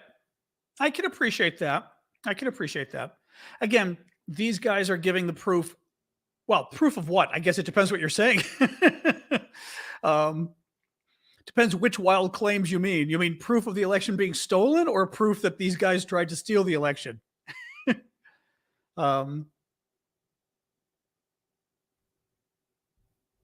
They're back. They're back. You just got some new information from the chairman of the House Select Committee, Congressman Benny Thompson. What did he have to say? Yeah, I asked him about this new revelation that came out during the hearing that Ron Johnson, the senator from Wisconsin, apparently tried to get the Vice President Mike Pence on January 6th to take an alternate slate of electors as Congress was certifying Joe Biden's victory. Pence's aide told Johnson aide that he would not agree to go that far. I asked Thompson whether or not they would call Ron Johnson to testify. He said they have not yet called on Johnson to come forward. He said this committee hasn't made a decision on whether to call him. And I asked him about this fake elector effort. No, I agree with you, Brett. The thing is, he said that he well, one sec. facts, stop short of calling it a criminal effort. Okay. All right, thank you so much, Mon, and keep us up to date on that. We also heard the testimony on tape, recorded testimony of Cassidy Hutchinson. Cassidy Hutchinson was a top aide to the White House Chief of Staff, Mark Meadows. We've been reading and reporting on her accounts to the committee now for weeks, if not months. She is the one who said she saw Mark Meadows burning documents. She's the one who said Mark Meadows had been warned ahead of time by the Secret Service that there was a real potential for violence. Dana, today she testified about a meeting at the White House. Tell us more about that. She testified that she was in a meeting where the White House counsel's office told Rudy Giuliani and others that their scheme for this fake elector slate, I thought about elsewhere, was not legally sound.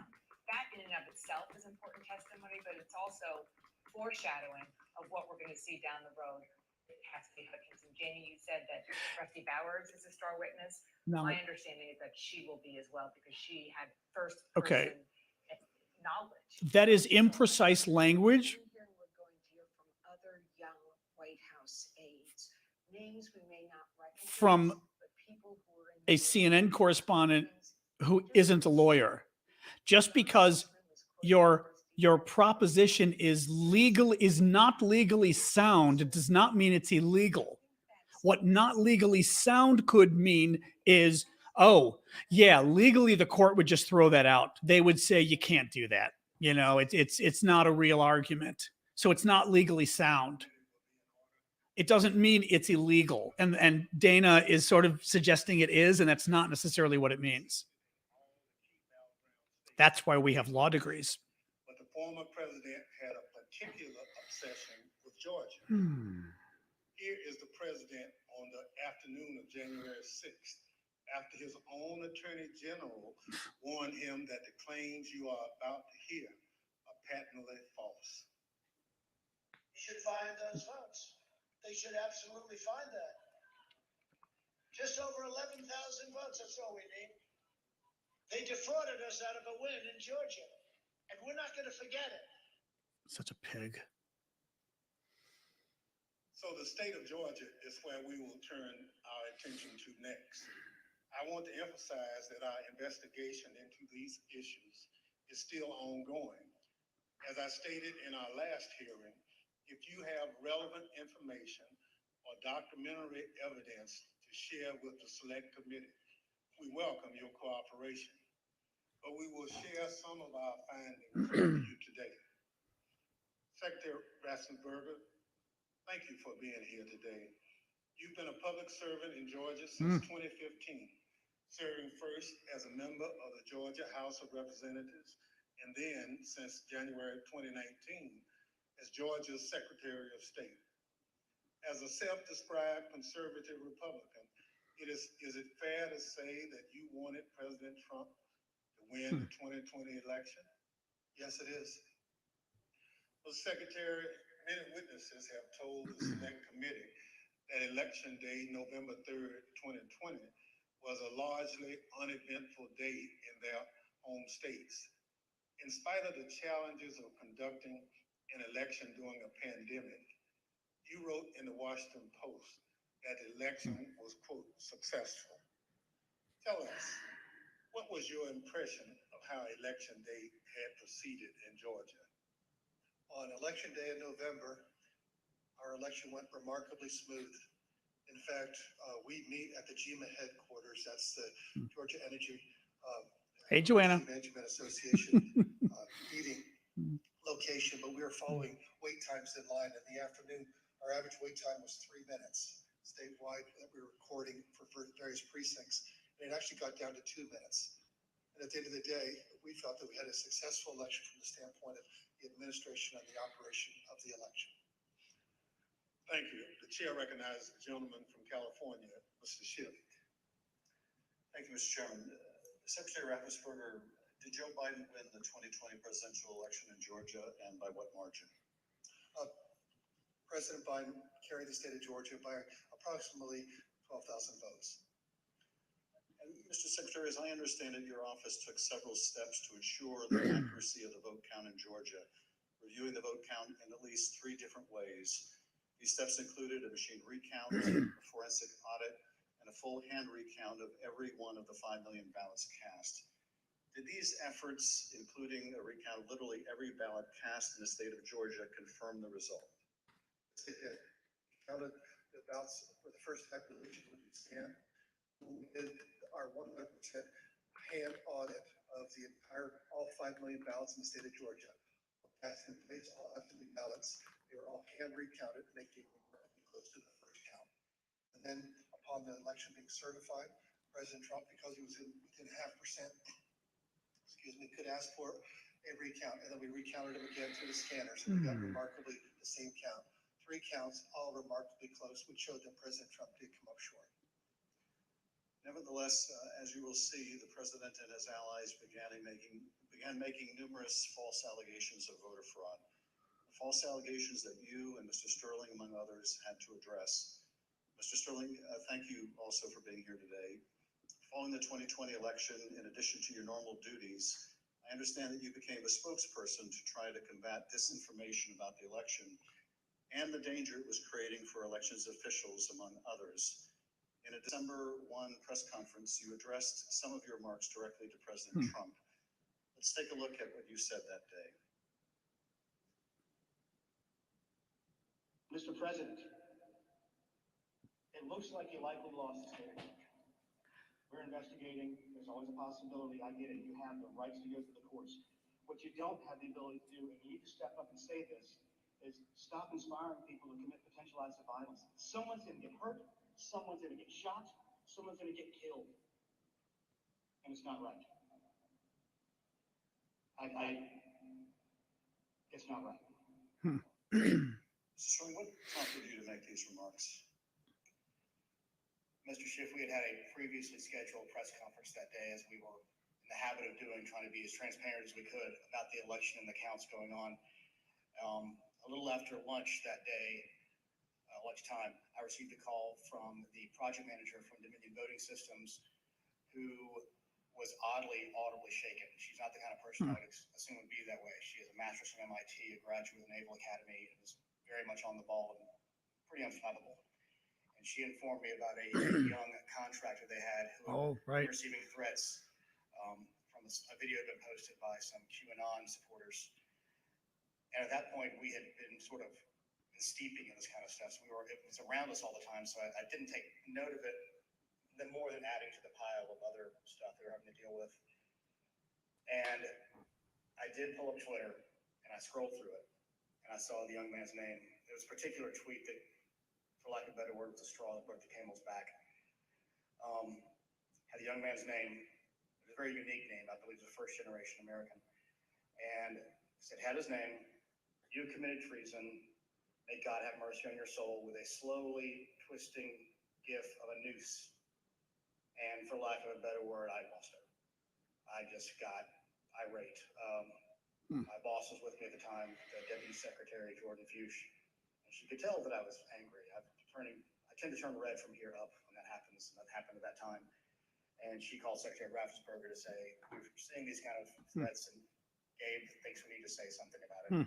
And Secretary said yes, and that's what prompted me to do what I did. I lost my temper, but it seemed necessary at the time because it was just getting worse. And I could not tell you why that particular one was the one that put me over the edge, but it did.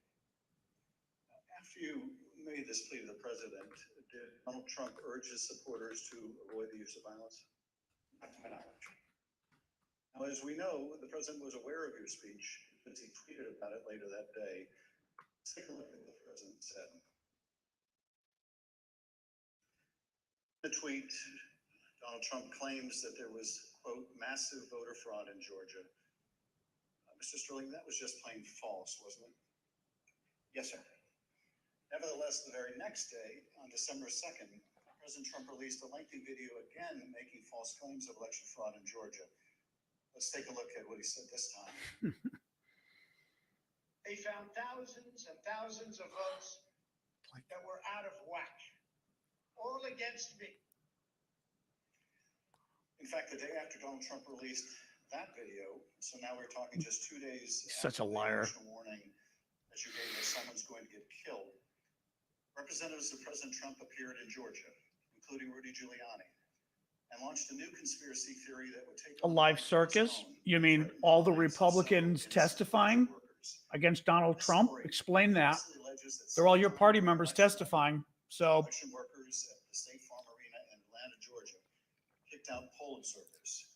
After the observers left, the story goes, these workers put so-called suitcases of ballots under a table and ran those ballots through counting machines multiple times. Completely without evidence, President Trump and his allies claimed that these suitcases contained as many as 18,000 ballots, all for Joe Biden. None of this was true. Rudy Giuliani appeared before the Georgia State Senate and played a surveillance video from State Farm Arena, falsely claiming that there was a conspiracy taking place. Here's a sample of what Mr. Giuliani had to say during that hearing. And when you look at what you saw on the video, which to me was a smoking gun, powerful smoking gun. Well, I don't have to be a genius to figure out what happened. I don't have to be a genius to figure out that those votes are not legitimate votes. You don't put legitimate votes under a table. Wait until you throw the opposition out, and in the middle of the night count them. We would have to be fools to think that. President Trump's campaign amplified Giuliani's false testimony in a tweet, pushing out the video footage. Giuliani likewise pushed out his testimony on social media. As you can see in this tweet, Mr. Giuliani wrote that it was, quote, now beyond doubt, unquote, that Fulton County Democrats had stolen the election. Later in this hearing, we'll hear directly from one of the election workers in this video about the effect these lies had on her and on her family. Mr. Sterling, did the investigators in your office review the entire surveillance tape from the State Farm Arena on election night? They actually reviewed approximately 48 hours going over the time period where action was taking place at the counting center at State Farm Arena. And what did the tape actually show?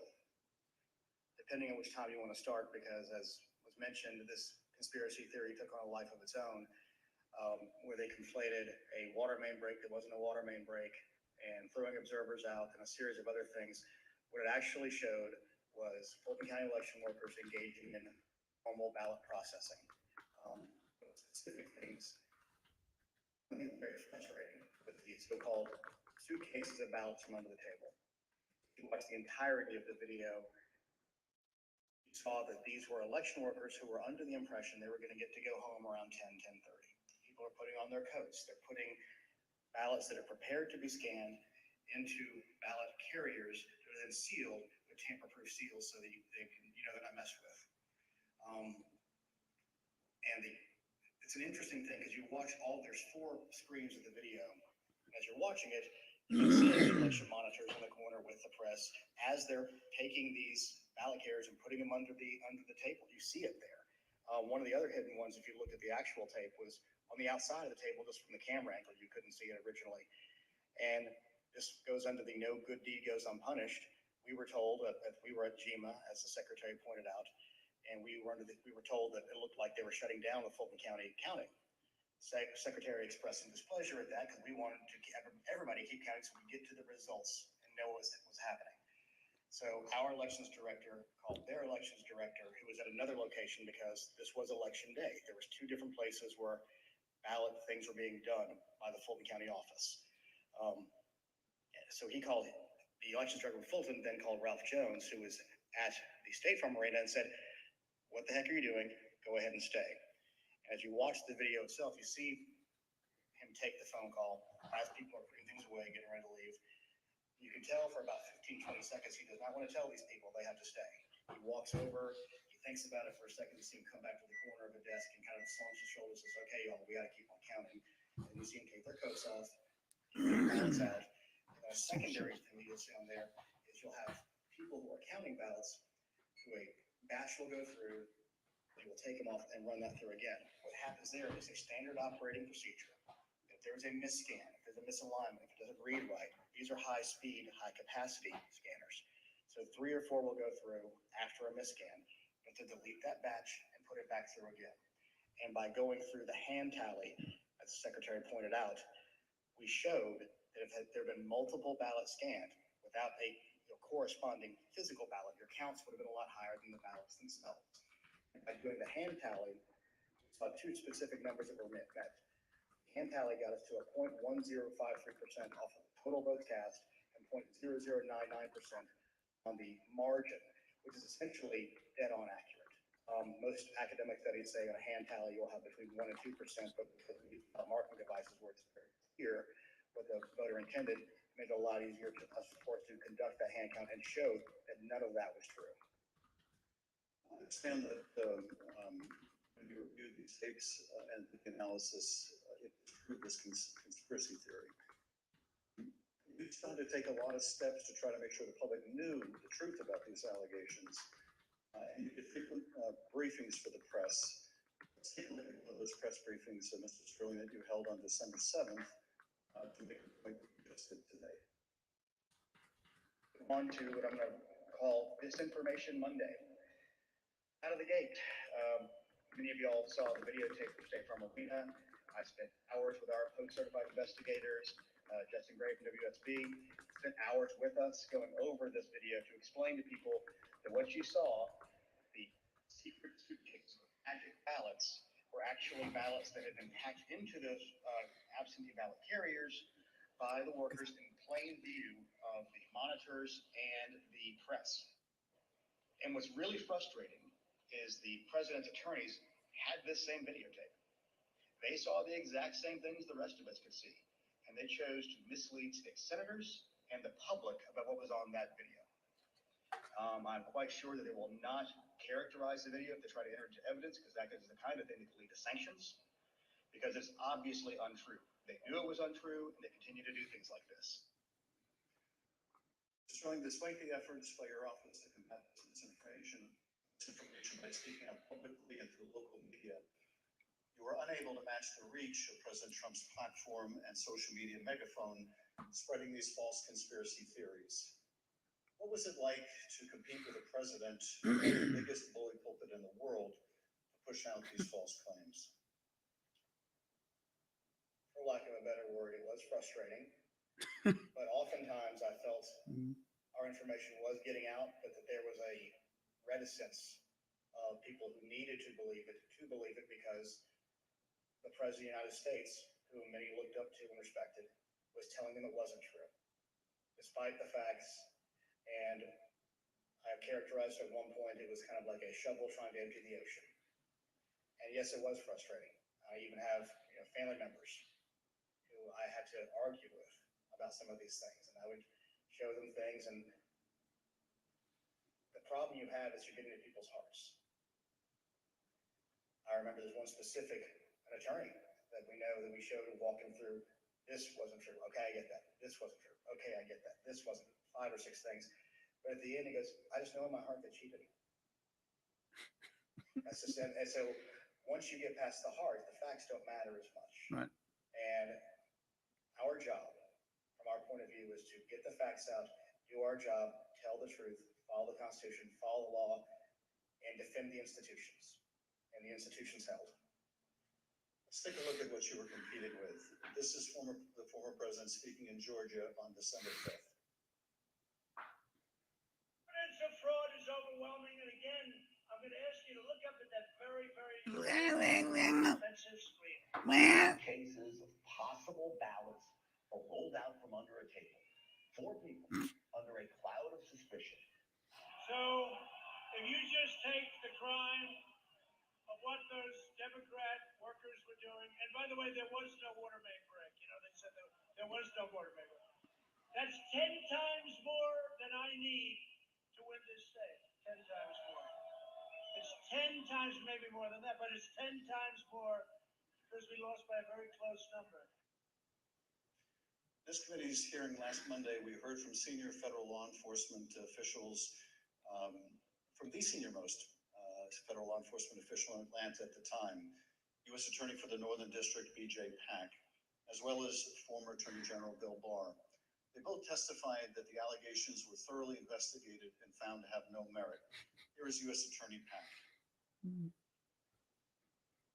To go to Attorney General Barr, I told him that we looked into it. We've done several things, including interviewing the witnesses.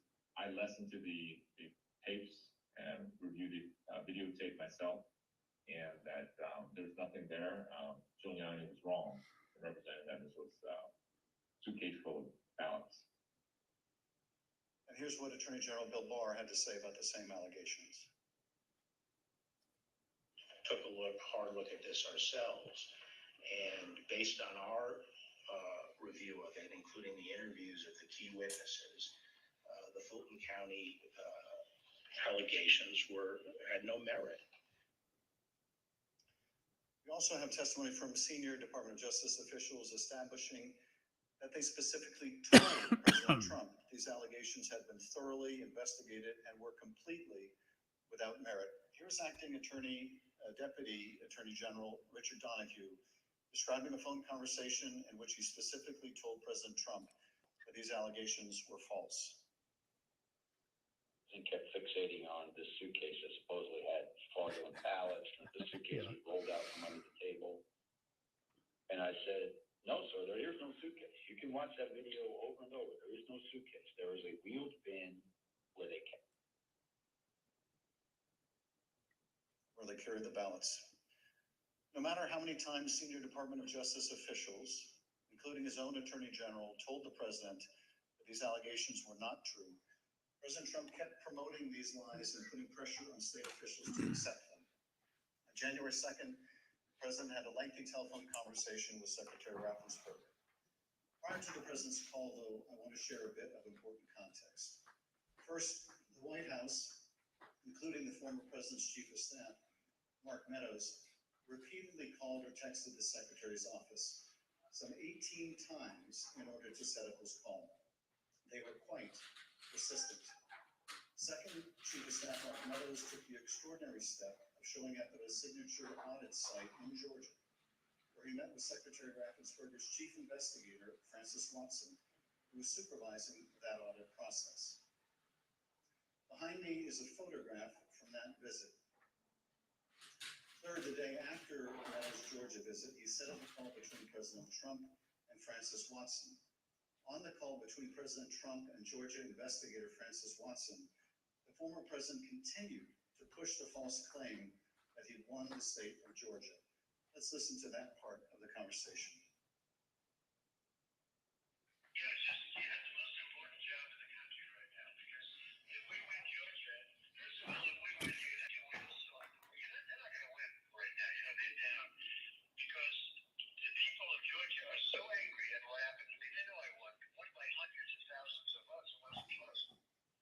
He's such a con man. Next clip, God. the state law enforcement official that she'd be praised if she found the right answer.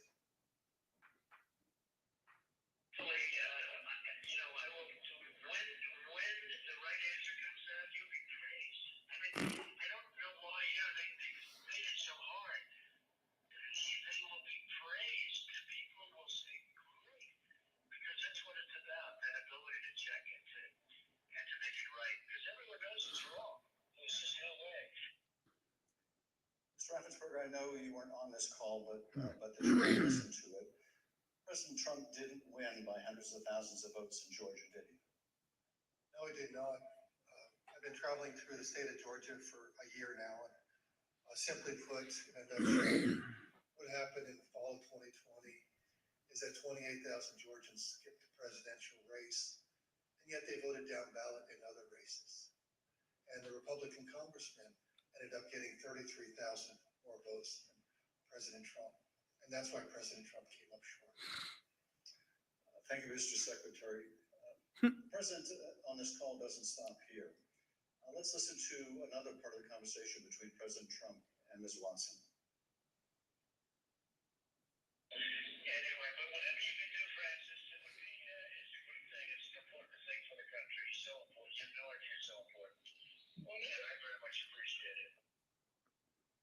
Whatever you can do, Francis. This is the President of the United States calling an investigator looking into the election in which he is a candidate and asking her to do whatever you can do. Mr. Secretary, you placed this call to your chief investigator on September 23rd, 2020. The subcommittee has received text messages indicating that Mark Meadows wanted to send some of the investigators in her Hi, office, Laka. in the words of one White House aide, a shitload of POTUS stuff, including coins, actual autographed MAGA hats, etc. White House staff intervened to make sure that didn't happen. It was clear at the time of this call that the former president had his sights set on January 6th. Listen to this portion when he told Francis Watson about a very important date.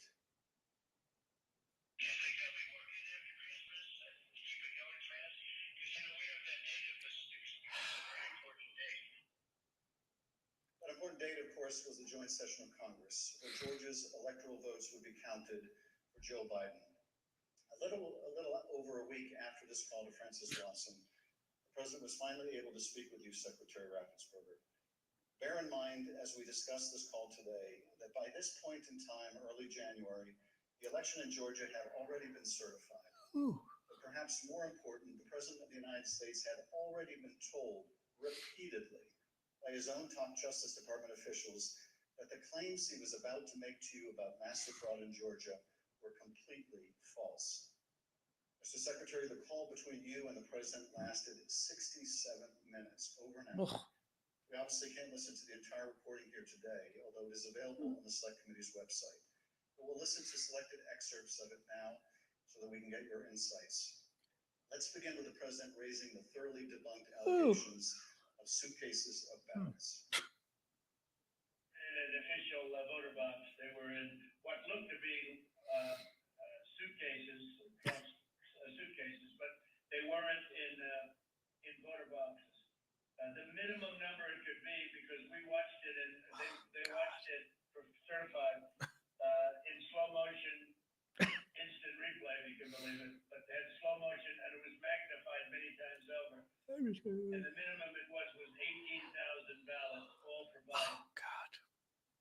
These are the allegations that the Department of Justice, the Attorney General, the Georgia Bureau of Investigation, and your office heads all said were false. Is that right? Correct. Nice, so More bad. importantly, when BJ Pack resigned as U.S. Attorney of the Northern District, President Trump appointed as acting U.S. Attorney of the Northern District, Bobby Christine. And Bobby Christine looked at that, and he was quoted the AJC, and he found nothing. He dismissed that case early on. Thank you, Mr. Secretary. The President references suitcases or trunks. Mr. Sterling, were the objects seen in these video suitcases or trunks, or were they just the ordinary containers that are used by election workers? They're standard ballot carriers that allow for seals to be put on them so they're tamper-proof. And finally, the President claims that there was a minimum of 18,000 ballots somehow smuggled in, all for Biden. I take it, gentlemen, that was also categorically false? There's no physical way you can know who those ballots were for, but secondarily, Fulton County for years has been an issue in our state when it comes to elections. So they had a very difficult time during the primary, in large part because of COVID. So we had put them under a consent decree. The secretary got negotiated where we had a monitor on site, and his name's Carter Jones, and he took a notation. He'd gone from State Farm to the English Street warehouse to look at election activities, but before he left State Farm Arena, he noted how many ballots had been counted on each one of the machines. And when he came back after we found out they were working again, he took note again when they closed. And I believe the final number was something around 8,900 total ballots were scanned from the time he left to the time about 12:30 or 1 o'clock in the morning. So way below 18,000. Let's play the next clip. I heard it was close. I said, there's no way. But they dropped a lot of votes in there late at night. You know that, Fred. Mr. Secretary, did somebody drop a lot of votes there late at night? No. I believe that the president was referring to some of the counties where they would upload, but the ballots had not been accepted. It had to be accepted by state law by 7 p.m. So there were no additional ballots accepted after 7 p.m. Let's play the next clip in which the president makes claims about so-called dead voters. The other thing, dead people, some dead people voted. And I think the number is in the close to 5,000 people. And they went to obituaries, they went to all sorts of methods to come up with an accurate number, and a minimum is close to about 5,000 voters. So Secretary, did your office investigate whether those allegations were accurate? Did 5,000 dead people in Georgia vote? No, it's not accurate. Actually, in their lawsuits, they allege 10,315 dead people. We found 2 dead people when I wrote my letter to Congress that stated January 6th. And subsequent to that, we found 2 more. That's 1, 2, 3, 4 people, not 4,000, but just a total of 4, not 10,000, not 5,000. And weren't they Republicans? Let's play the next clip. And there's nothing wrong with saying that, you know, that you've recalculated, because the 2,236 and absentee ballots, I mean, they're all exact numbers that were done by accounting firms, law firms, etc. And even if you cut them in half, cut them in half, and cut them in half again, it's more votes than we need. Mr. Secretary, is there any way that you could have lawfully changed the result in the state of Georgia and somehow explained it away as a recalculation? No, the numbers are the numbers. The numbers don't lie. We had many allegations and we investigated every single one of them. I challenged my team, did we miss anything? They said that there was over 66,000 underage voters. We found that there's actually 0. You can register to vote in Georgia. When you're 17 and a half, you have to be 18 by election day. We checked that out, every single voter. They said that there was 2,423 non-registered voters. There was 0. They said that there was 2,056 Portocali. We identified less than 74 or less that were actually still in felony sentence. Every single allegation we checked, we ran down the rabbit trail to make sure that our numbers were accurate. So there's no way you could have recalculated it except by fudging the numbers. The numbers were the numbers, and we could not recalculate because we made sure that we had checked every single allegation. And we had many investigations. We had nearly 300 from the 2020 election. Mr. Secretary, you tried to push back when the president made these unsupported claims, whether they were about suitcases of ballots or that Biden votes were counted 3 times. Let's play the next clip. President, they did not put that. We did an audit of that, and we proved conclusively that they were not scanned 3 times. Yeah, Mr. President, we'll send you the link from WSP that does that. I don't care about a link. I don't need it. I have a much better link. You told the president you would send him a link from WSP, which I understand is a local television station that had I've got a much better link. State Farm Arena. The president wasn't interested in that. He said he had a much better link. Mr. Secretary, at the time that you were on the call with the president, as we have shown, both the FBI and the Georgia Bureau of Investigation have proven these claims to be nonsense. And you told him about these investigations on the phone. Let's listen to what President Trump had to say about the state and federal law enforcement officers who investigated these false claims. There's no way they could, then they're incompetent. They're either dishonest or incompetent, okay? There's only 2 answers, dishonesty or incompetence. They're incompetent. There's no way, look, there's no way. But the president didn't stop at insinuating that law enforcement officers were either dishonest or incompetent. And they're incompetent. You could be subject to criminal liability for your role in the matter. Before I play that portion of the conversation, I'd like to show you something that the president retweeted a couple weeks before your call with him. Here's the president retweeting a post from one of his allies, a lawyer who was later sanctioned by a judge in Michigan for making false claims of election fraud. Let's take a look at that tweet. The tweet read, quote, President Trump, @real Donald Trump, is a genuinely good man. He does not really like to fire people. I bet he dislikes putting people in jail, especially quote unquote Republicans. He gave @Brian Kemp, Georgia, and @Georgia Secretary of State every chance to get it right. They refused. They will soon be going to jail. So on your call, this was not the first time the president was suggesting you might be criminally liable. With that, let's listen to this portion of the call. I think you're gonna find that they are shredding ballots because they have to get rid of the ballots, because the ballots are unsigned, the ballots are corrupt. And they're they're brand new and they don't have seals, and there's a whole thing with the ballots, but the ballots are corrupt, and you're gonna find that they are, and which is totally illegal. It's more illegal for you than it is for them. He's such a con man. What they did, and you're not reporting it. That's a criminal offense. And you can't let that happen. That's a big risk to you and to Ryan, your lawyer. That's a big risk. Secretary Raffensperger, after making a false claim about shredding of ballots, the president suggested that you may be committing a crime by not going along with his claims of election fraud. And after suggesting that you might have criminal exposure, President Trump makes his most explicit ask of the call. Let's play a part of that conversation. So, look, all I want to do is this. I just want to find 11,780 votes, which is one more than we have, because we won the state. Mr. Secretary, was the president here asking you for exactly what he wanted? One more vote than his opponent. What I knew is that we didn't have any votes to find. We had to continue to look. We investigated, like I just shared the numbers with you. There were no votes to find. That was an accurate count that had been certified.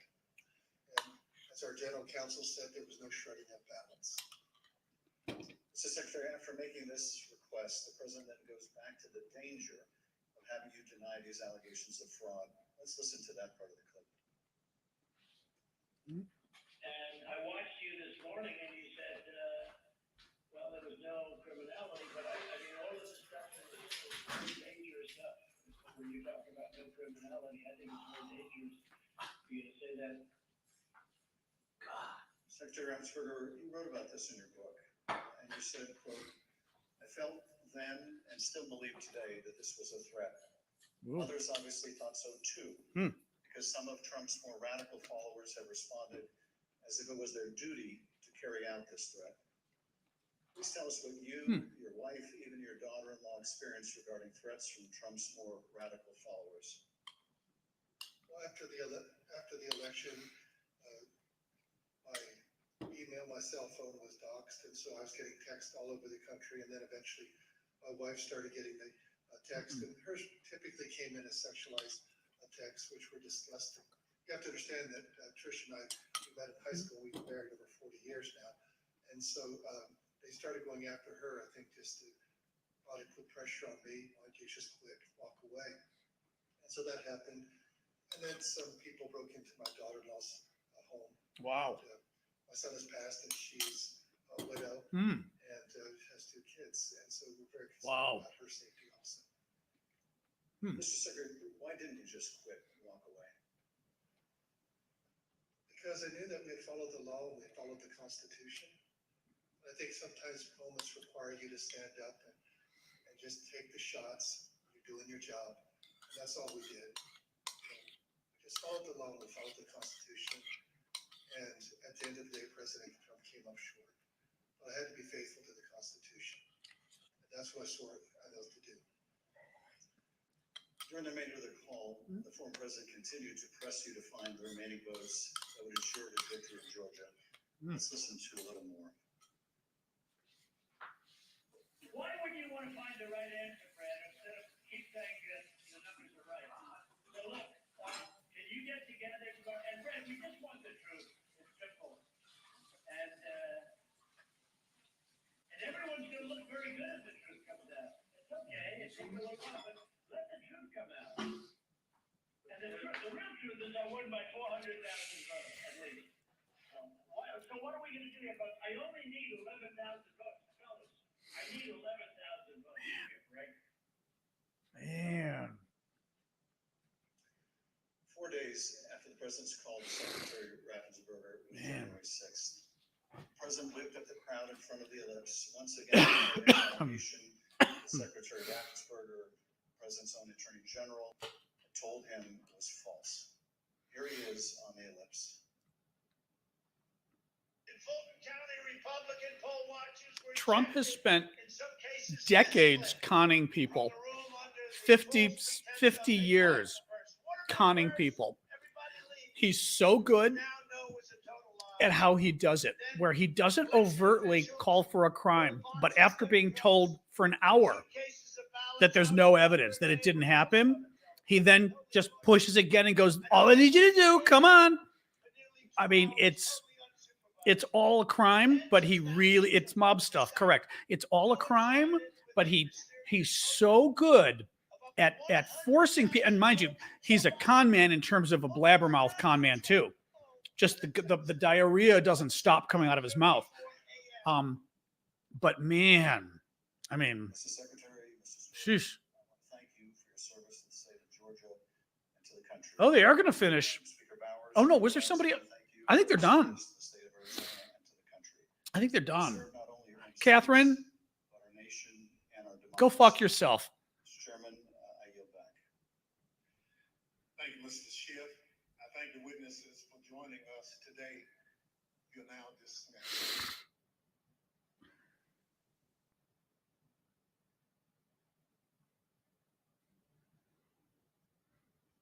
I agree with Jessica. That's the other weird thing.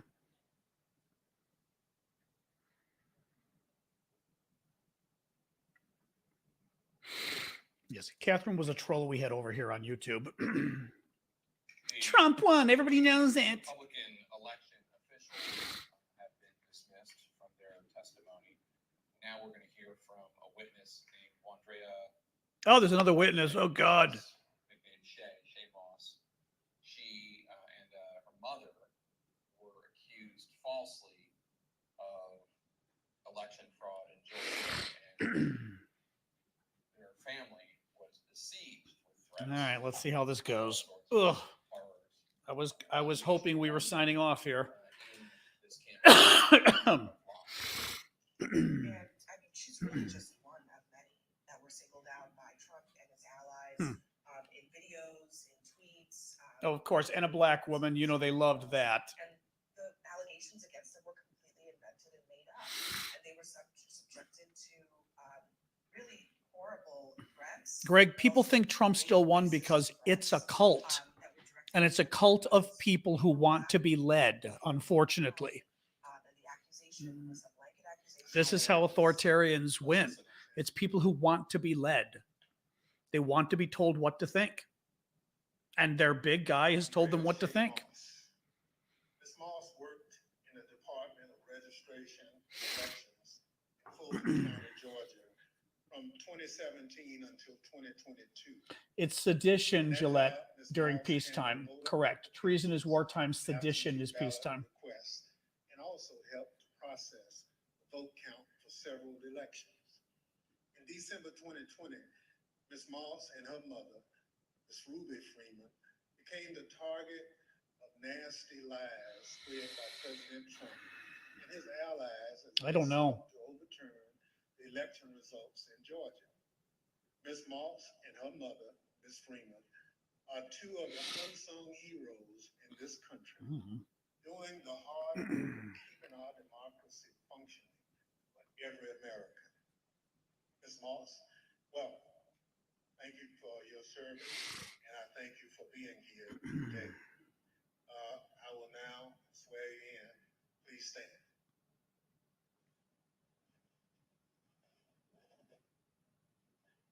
Do you swear or affirm on the penalty of perjury that the testimony you're about to give is the truth? He did disappear, didn't he? Nothing but the truth. So help you God. Thank you. Please be seated. People are so easily manipulated because they want to be easily manipulated. Ms. Moss, thank you very much for being here today. I understand that you are here along with your mother today. Would you like to introduce your mom? Your mama? Hi, Mom. Mother's like, Ms. Moss, today we'll be asking you about some of the threats that you received following the 2020 election. Since you've been an election worker for over 10 years, I want to ask you, in your decade of service, did you ever experience threats like these before?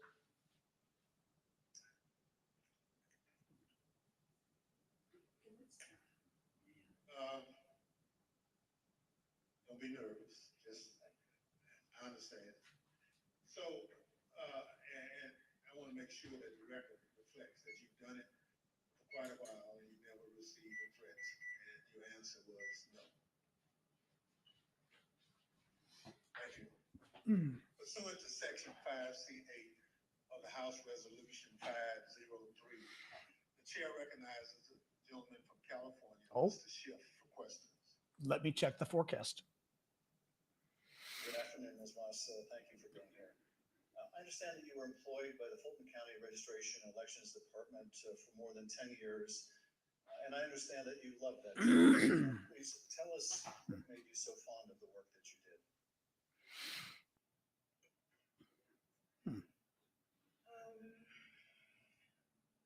Well, I've always been told by my grandmother how important it is to vote, and how people before me, a lot of people, older people in my family, did not have that right. So what I love most about my job were the older voters. Younger people could usually do everything from their phone or go online, but the older voters like to call, they like to talk to you, they like to get my card, Great. they like to know that every election I'm here. And like even college students, a lot of parents trust in me to make sure their child does not have to drive home.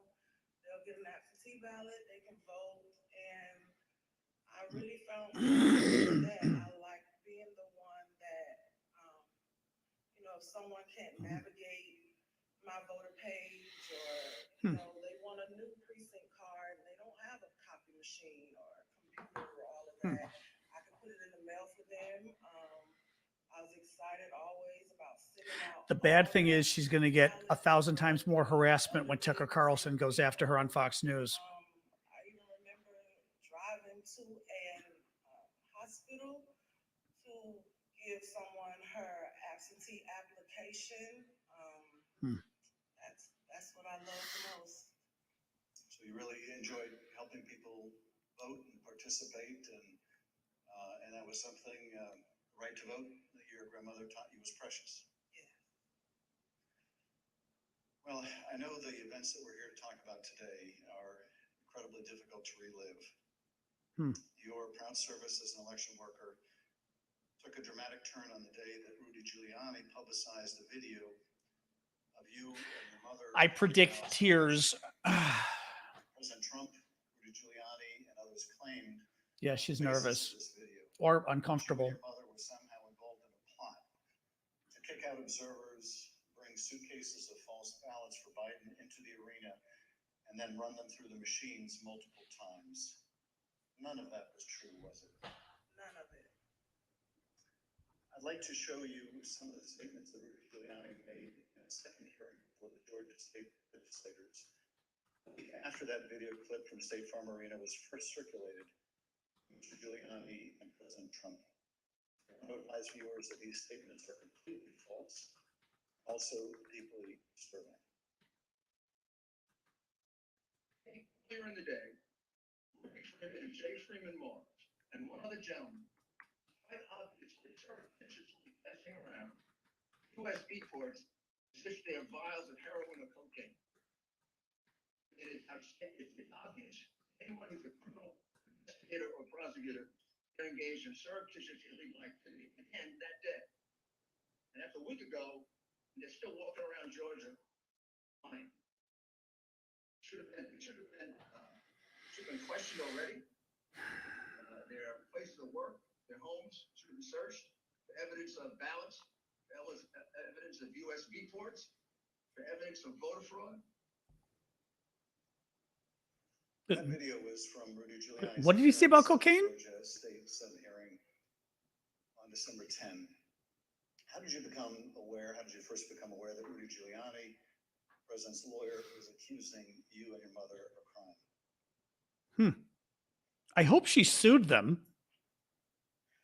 I was at work. Because she and her mother are going to be rich. And the former chief, Mr. Jones, asked me to come to his office. And when I went to his office, the former director, Mr. Barron, was in there, and they showed me a video on their computer. It was just like a very short clip of us working at State Farm, and it had someone on the video like talking over the video, just saying that we were doing things that we weren't supposed to do, just lying throughout the video. And that's when I first found out about it. She's not a public figure. He could really be screwed. That they showed you responding to those false claims? Well, when I saw the video, of course, the first thing that I said was like, why? Why are they doing this? What's going on? And they, just told me that Trump and his allies were not satisfied with the outcome of the election, and they were getting a lot of threats and being harassed online, and asked me, have I been receiving anything, and I need to check on my mom.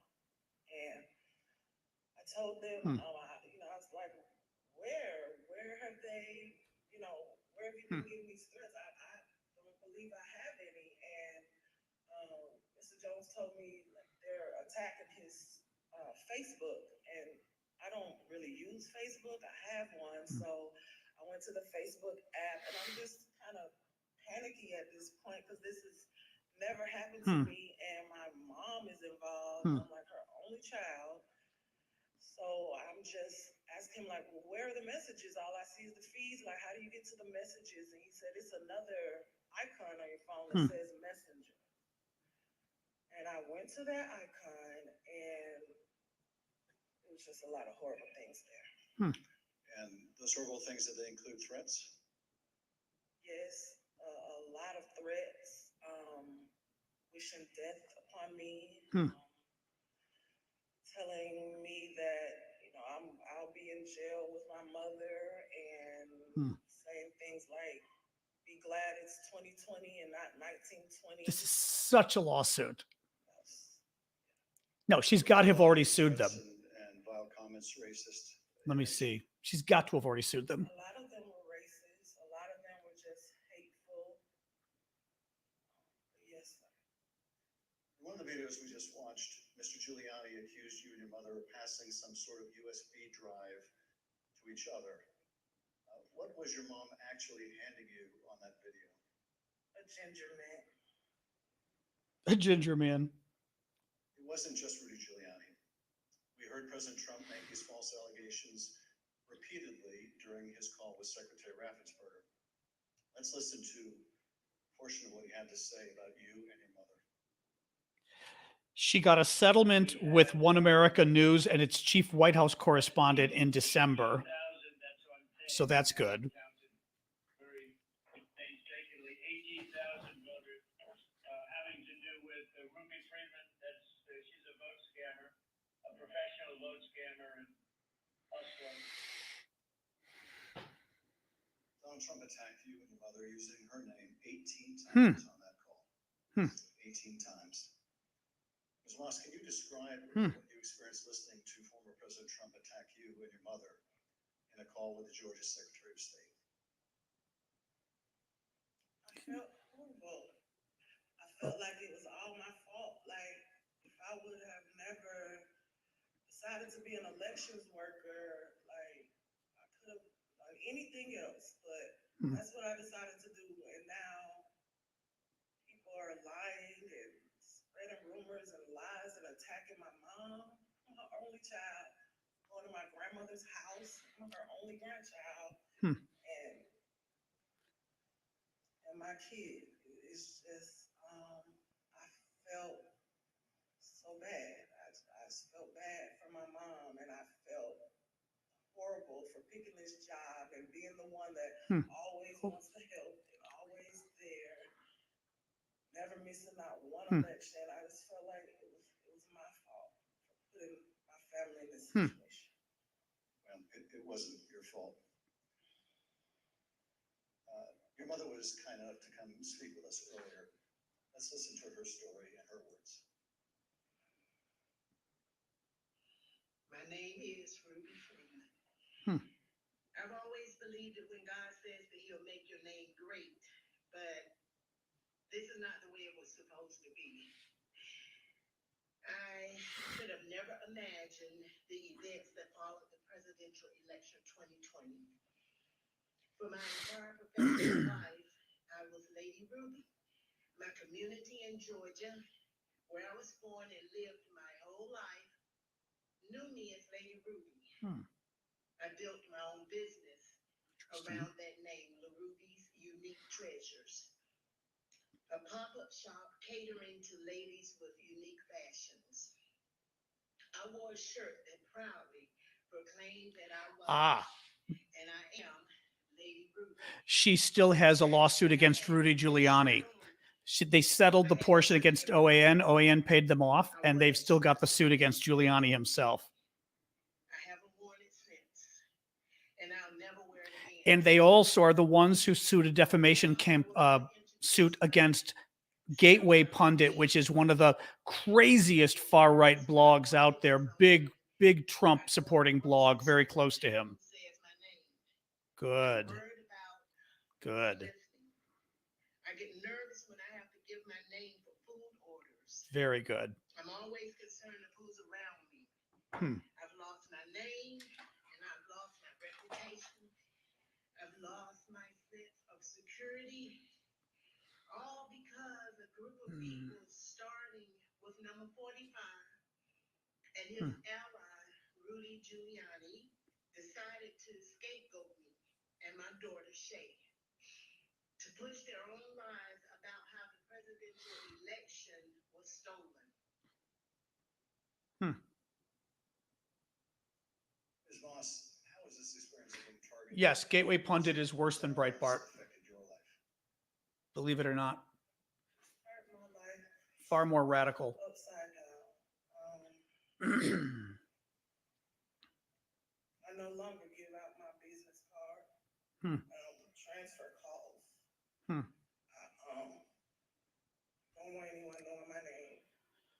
I don't want to go anywhere with my mom because she might yell my name out over the grocery aisle or something. I don't go to the grocery store at all.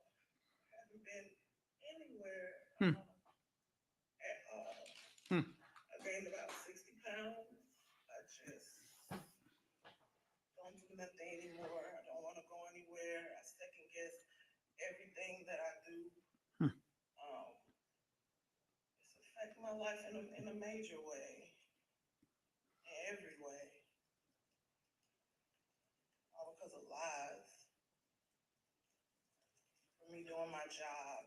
Same thing I've been doing forever.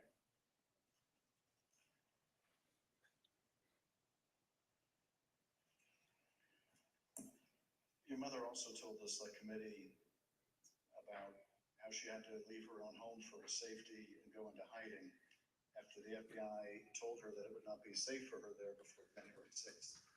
Until the inauguration, let's listen to the story in her own words. Around the week of January 6th, FBI informed me that I needed to leave my home for safety. And I left my home for safety around that time. How long did you stay out of outside of your home for your own safety? I stayed away from my home for approximately 2 months. Okay. It was horrible. I felt homeless. I felt, I can't believe this person has caused this much damage to me and my family. To have to leave my home that I've lived there for 21 years. And I'm having to have my neighbors watch out for me. And I have to go and stay with somebody. It was hard. It was horrible. And that your conversation with the FBI about needing to leave your home for your own safety, or perhaps recommending Remember, was there a specific threat that prompted that, or was it the accumulation of threats that you had received? That's all right. What prompted it was getting ready to, January 6th was about to come, and they did not want me to be at home because of all the threats and everything that I had gotten. They didn't want me to be there in fear of, you know, the people coming to the home. Had a lot of that, so they didn't want me to be there just in case something happened. I asked, how long am I going to have to be on? And they said, at least until the inauguration. I understand that people once showed up at your grandmother's house. Tell us about that experience. I received a call from my grandmother. This woman is my everything. I've never even heard her or seen her cry ever in my life. And she called me screaming at the top of her lungs, like, Shay, Shay, oh my God, Shay, just freaking me out, saying that there were people at her home and they, you know, they knocked on the door, and of course she opened it, seeing who was there, who it was, and they just started pushing their way through, claiming that they were coming in to make a citizen's arrest. They needed to find me and my mom. They knew we were there. And she was just screaming and didn't know what to do. And I wasn't there, so, you know, I just felt so helpless and so horrible for her. And she was just screaming. I told her to close the door. Don't open the door for anyone. And, you know, she's a 70-something, I won't say, year-old woman, and she doesn't like having restrictions. She wants to answer the door. She likes to get her steps in, walking around the neighborhood. And I had to tell her, like, you can't do that. You have to be safe. You know, she would tell me that at night, people would just continuously send pizzas over and over to her home. You know, and they were expecting her to pay for these large amounts of pizzas. And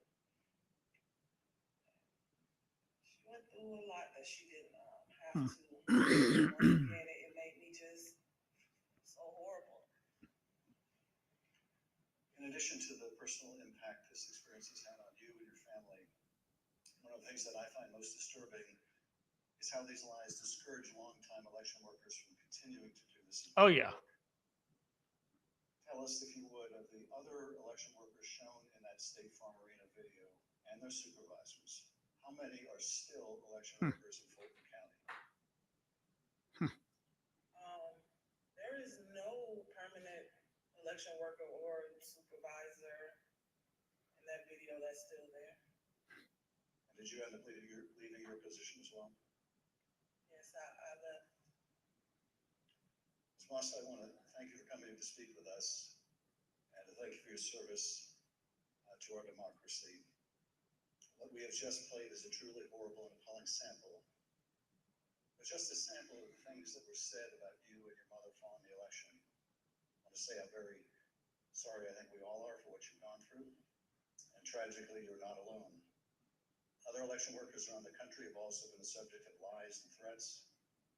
No election worker should be subject to such heinous treatment just for doing their job. With your permission, I would like to give your mother the last word. Yes. We're just going to play the tape. There is nowhere I feel safe. Nowhere. Do you know how it feels to have the President of the United States to target you? The President of the United States is supposed to represent every American, not to target one. But he targeted me, Lady Ruth, a small business owner, a mother, a proud American citizen who stand up to help Fulton County run an election in the middle of the pandemic. Moss. Hmm. Thank you, Ms. Freeman, or as America now knows her, Lady Ruby, for your service to Fulton County, Georgia, our country, and our democracy.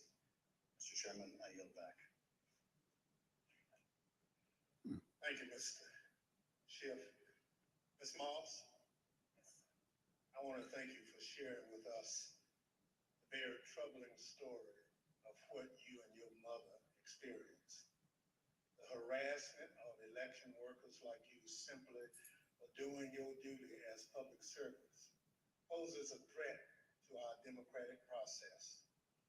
Your testimony is an important contribution to the work of our committee and serves as a reminder to all of us that the safety of local election officials is vital to ensuring that our elections are always free and fair. I want to thank our witness for joining us today.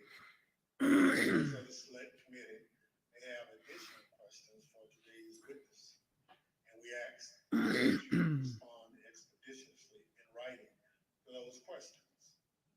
Without objection, members will be permitted 10 business days to submit statements for the record, including opening remarks and additional questions for the witness. Without objection, the chair recognizes the gentleman from California, Mr. Schiff, for a closing statement. For more than 200 years, our democracy has been distinguished by the peaceful transfer of power. When an American raises their right hand and takes the presidential oath of office, they are transformed from an ordinary citizen to the most powerful person in the world, the president. This is an awesome power to acquire.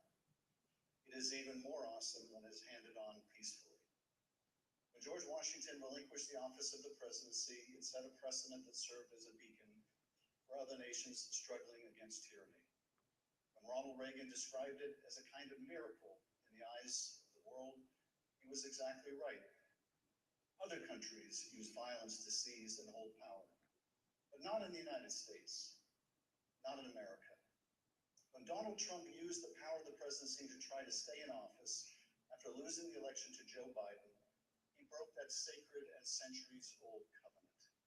Whether his actions were criminal will ultimately be for others to decide. But what he did was, without a doubt, unconstitutional. It was unpatriotic, and it was fundamentally un-American.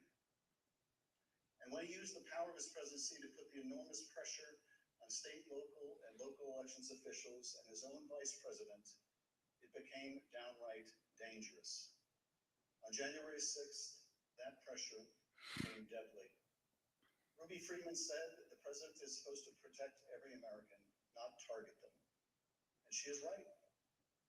If the most powerful person in the world can bring the full weight of the presidency down on an ordinary citizen who is merely doing her job with a lie as big and heavy as a mountain, who among us is safe? None of us is. None of us. In city councils and town councils, on school boards and election boards, from the Congress to the courts, dedicated public servants are leaving their posts because of death threats to them and to their families. This is not who we are. It must not become who we are.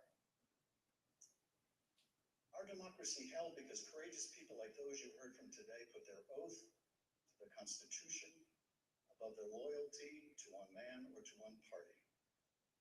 The system held, but barely, and the question remains, will it hold again? If we are able to communicate anything during these hearings, I hope it is this. We have been blessed beyond measure to live in the world's greatest democracy.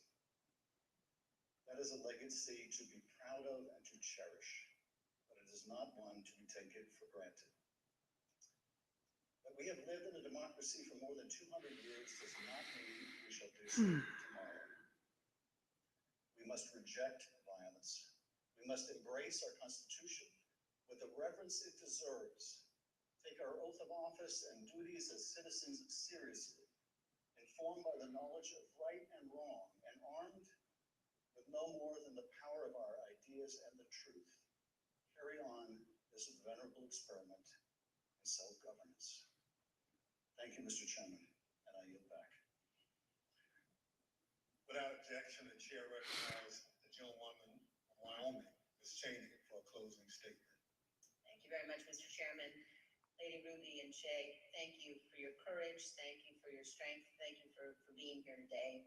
It means so much for everyone to hear your story, so thank you for that. We have had tremendous testimony today. We've been reminded that we're a nation of laws, and we've been reminded by you and by Speaker Bowers and Secretary of State Raffensperger and Mr. Sterling that our institutions don't defend themselves. Individuals do that. And we reminded that it takes public servants. It takes people who've made a commitment to our system to defend our system. We also have been reminded what it means to take an oath under God to the Constitution, what it means to defend the Constitution. And we were reminded by Speaker Bowers that our Constitution is indeed a divinely inspired document. And so it's been an honor to spend time with you and with our previous witnesses here today. To date, more than 30 witnesses called before this committee have not done what you've done, but have invoked their Fifth Amendment rights against self-incrimination. Thank you, Jason. Roger Stone took the fifth. General Michael Flynn took the fifth. John Eastman took the fifth. Thanks, Others, Jason. like Steve Bannon and Peter Navarro, simply refused to comply with lawful subpoenas, and they have been indicted. Mark Meadows has hidden behind President Trump's claims of executive privilege and immunity from subpoenas. We're engaged now in litigation with Mr. Meadows. The American people in our hearings have heard from Bill Barr, Jeff Rosen, Richard Donahue, and many others who stood up and did what is right. And they will hear more of that testimony soon. The American people have not yet heard from Mr. Trump's former White House counsel at Cipollone. Our committee is certain that Donald Trump does not want Mr. Cipollone to testify here. Indeed, our evidence shows that Mr. Cipollone and his office tried to do what was right. They tried to stop a number of President Trump's plans for January 6th. Today, and in our coming hearings, you will hear testimony from other Trump White House staff explaining what Mr. Cipollone said and did, including on January 6th. But we think the American people deserve to hear from Mr. Cipollone personally. He should appear before this committee, and we are working to secure his testimony. Thank you, Mr. Chairman. I yield back.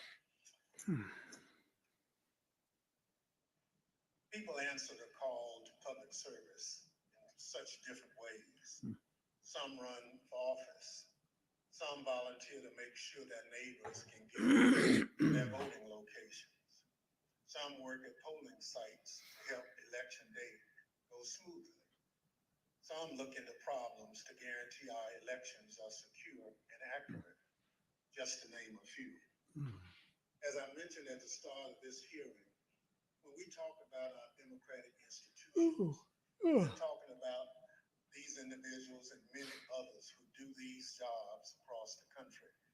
They represent the backbone of our democracy in its most important moments, when the citizens cast their votes and when those votes are counted. We've heard the stories of their courage. They've earned the thanks of a grateful nation. But for Donald Trump, these witnesses and others like them were another roadblock to his attempt to cling to power. On Thursday, we'll hear about another part of that scheme, his attempt to corrupt the country's top law enforcement body, the Justice Looks like it's Department, making it. to support his attempt to overturn the election. Just as we heard today that Donald Trump was deeply involved in the scheme to pressure state officials to overturn the election results, we will hear on Thursday that Donald Trump was also the driving force behind the effort to corrupt the Justice Department. Listen to this clip from the former acting Attorney General, Richard Donahue. The president says, suppose I do this, suppose I replace him, Jeff Rosen, with him, Jeff Clark. What do you do? And I said, sir, I would resign immediately. There's no way I'm serving 1 minute under this guy, Jeff Clark. You'll hear from Mr. Donahue in person on Thursday as my colleague, Mr. Kinzinger, presents details about this plan. The chair requests those in the hearing room remain seated until the Capitol Police have escorted members from the room. Without objection, the committee stands adjourned. Ugh.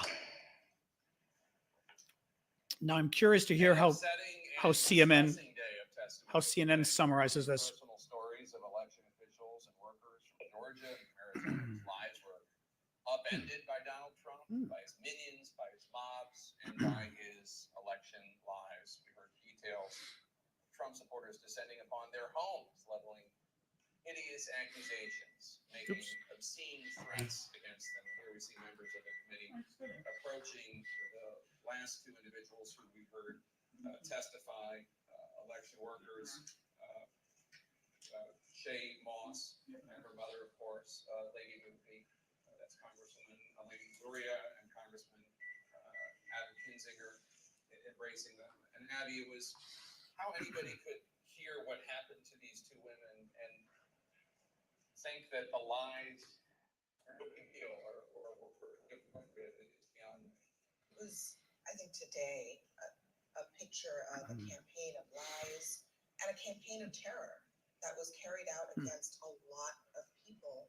And Lady Ruby and her daughter, Shay Moss, were just two examples of how this played out.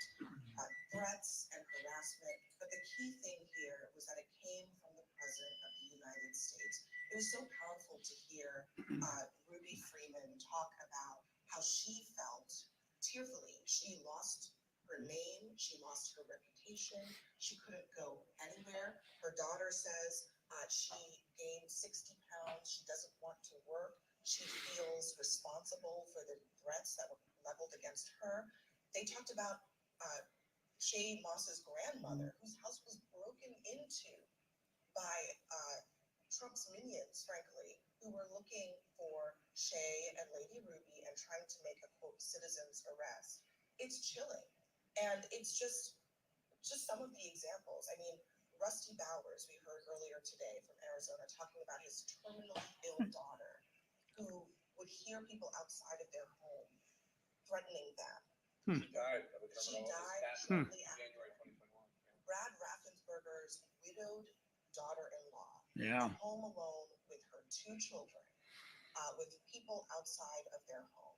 This was a campaign of terror that came straight from the top. It really is. It's beyond comprehension. But I want to go back to Shay and her mother, Lady Ruby, because it's not just plain old terror with the two of them. It was racist terror, the kind of language that people, including the former president, were using about her. It wasn't even thinly veiled. He called them hustlers. Hustlers. Rudy Giuliani compared the votes that they allegedly were hiding to drugs. Yeah, And of course they're black. People, and you heard the beginning of her testimony, who are doing this because they believe that it is a calling. It is public service to help out on election day, to help out with the pillar of democracy, especially for African Americans, especially for African American women who didn't have that opportunity for so long.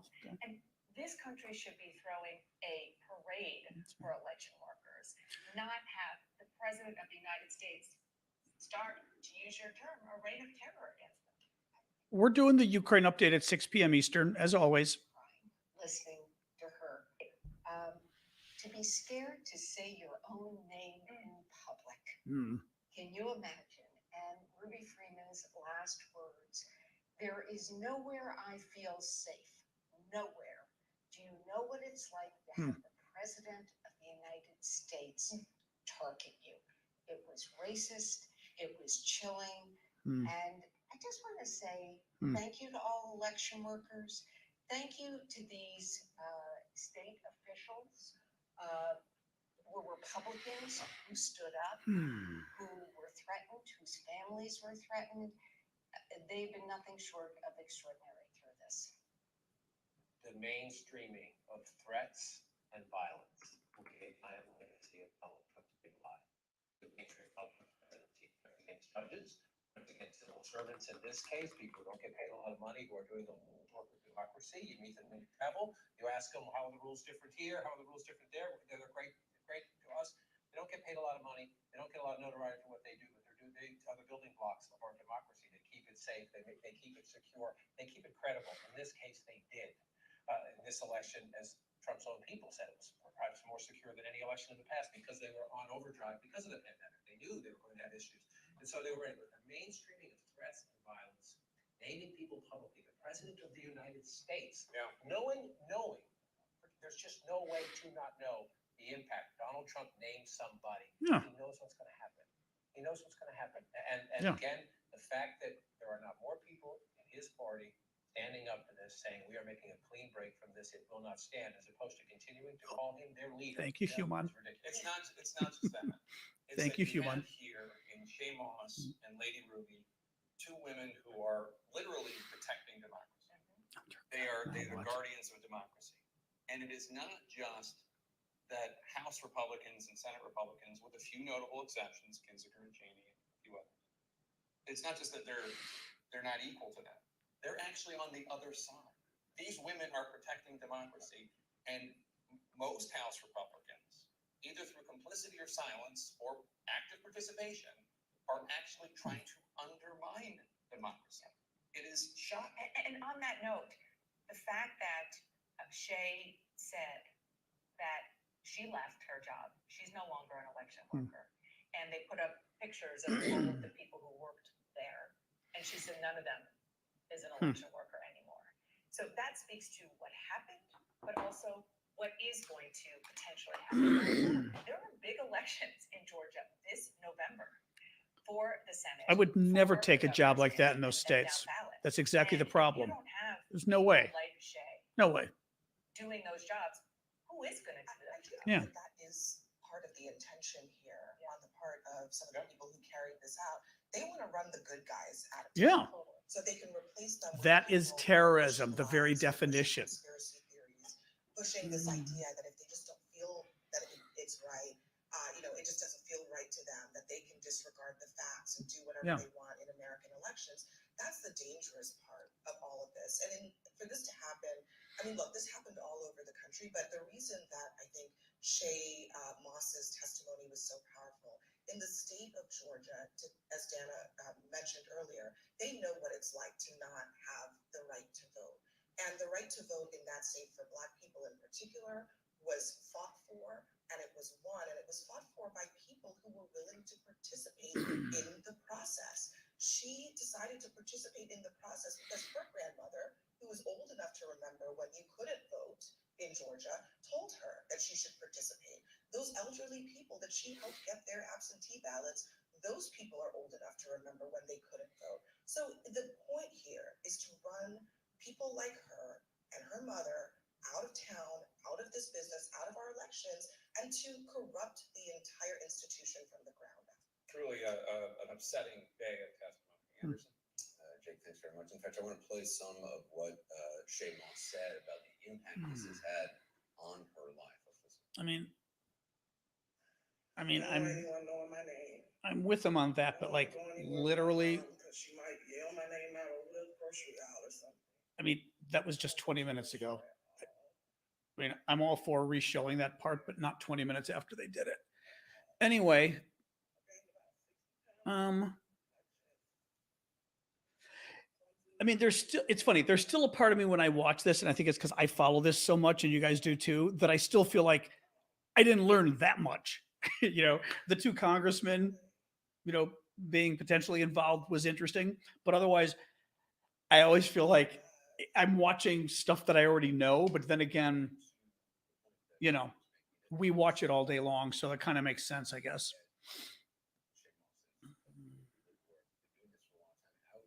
See you, Syndicate.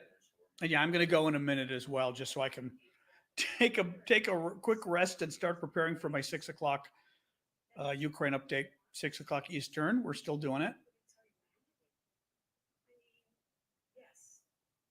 We are still here. It was a long one today. I am going to be tired. If anybody makes fun of me yawning tonight, don't you dare. I'm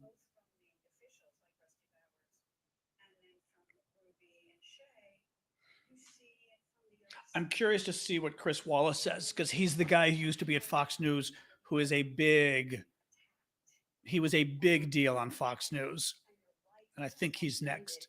All because you were trying to do your job. And at one point, Rusty Bowers, who I thought was just an incredible witness, he clearly is a very religious person, and he teared up at one point, and he said, it is a tenet of my faith that the Constitution is divinely inspired, and I would not do it.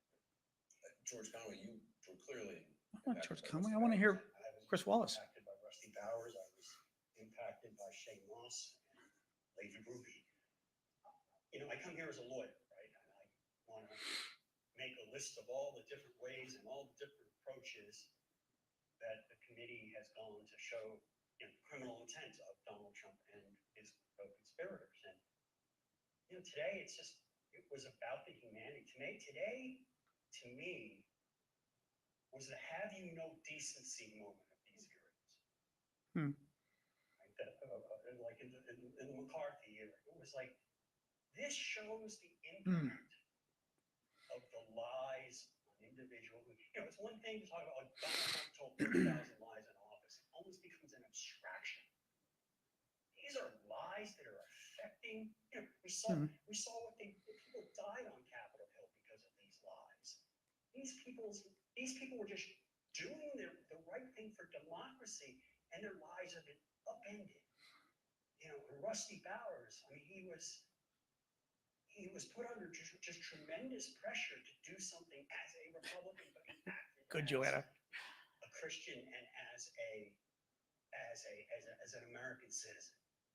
And he put his morality first over his politics, as did these women from Georgia who, they're just ordinary people. Right. And the emotional impact on this, I think, shows why we can't let this go. But people like Bowers and people like Lady Ruby and Shane Moss, these people need to be supported by all of us, and particularly by the people in power who are too terrified to speak out against Donald Trump. And Chris, I want to play something that Rusty Bowers said, Arizona House Speaker. He was questioned about, it's an incident of something Rudy Giuliani. Here we go, Chris Wallace. Did one of them So right after Schiff, Chris Wallace is interesting because, as I said, he was probably the top guy at Fox News in terms of news coverage, and he left and went to CNN. And I don't know if that was a gaffe, or maybe he didn't think he knew what he said, but both myself and others in my group, the three in my group, and my counsel, I'm not going to, after this guy's done, I'm going to sign off because I need to take a break. I'll be back at 6. Well, you laugh about it, but it's saying the quiet part out loud. That's what the whole effort of Donald Trump and his gang was we have a lot of theories, but we just don't have any evidence, Right. facts to support it. I want to pick up on what George said, that, what struck me today, and I think it was clearly the most emotionally powerful day of the hearing so far, these were people who were just trying to do the right thing. In the case of Ruby Friedman and Shane Moss, 2 Black women who wanted to help make it easier for people to vote, to exercise their right as Americans.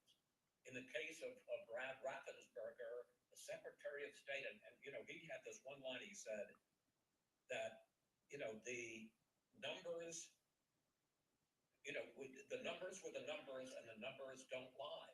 He wasn't trying to spin it. He wasn't trying to push it to one side or the other. He was just trying to count the vote. What could be more elemental than that than democracy?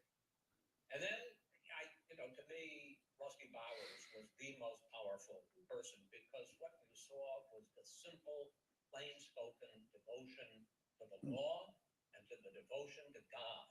And, I'm going to date myself here. As I was watching him, I was thinking of movie heroes, people like Jimmy Stewart in Mr. Smith Goes to Washington, or Gregory Peck in To Kill a Mockingbird.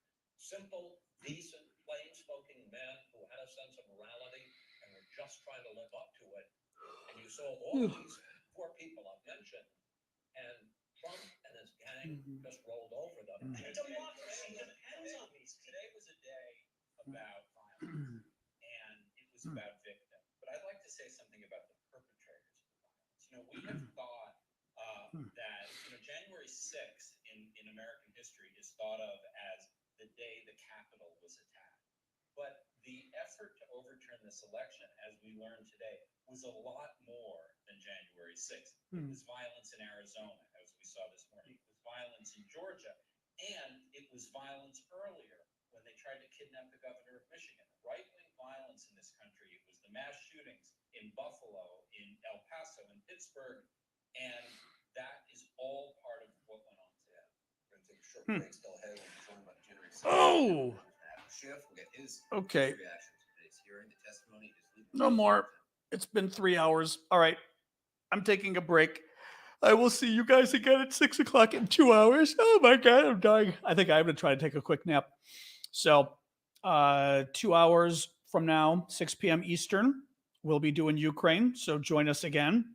And as I said, nobody will make fun of me for yawning because there's a good chance I will. All right. Goodbye, everybody. You too. Goodbye. See you guys then.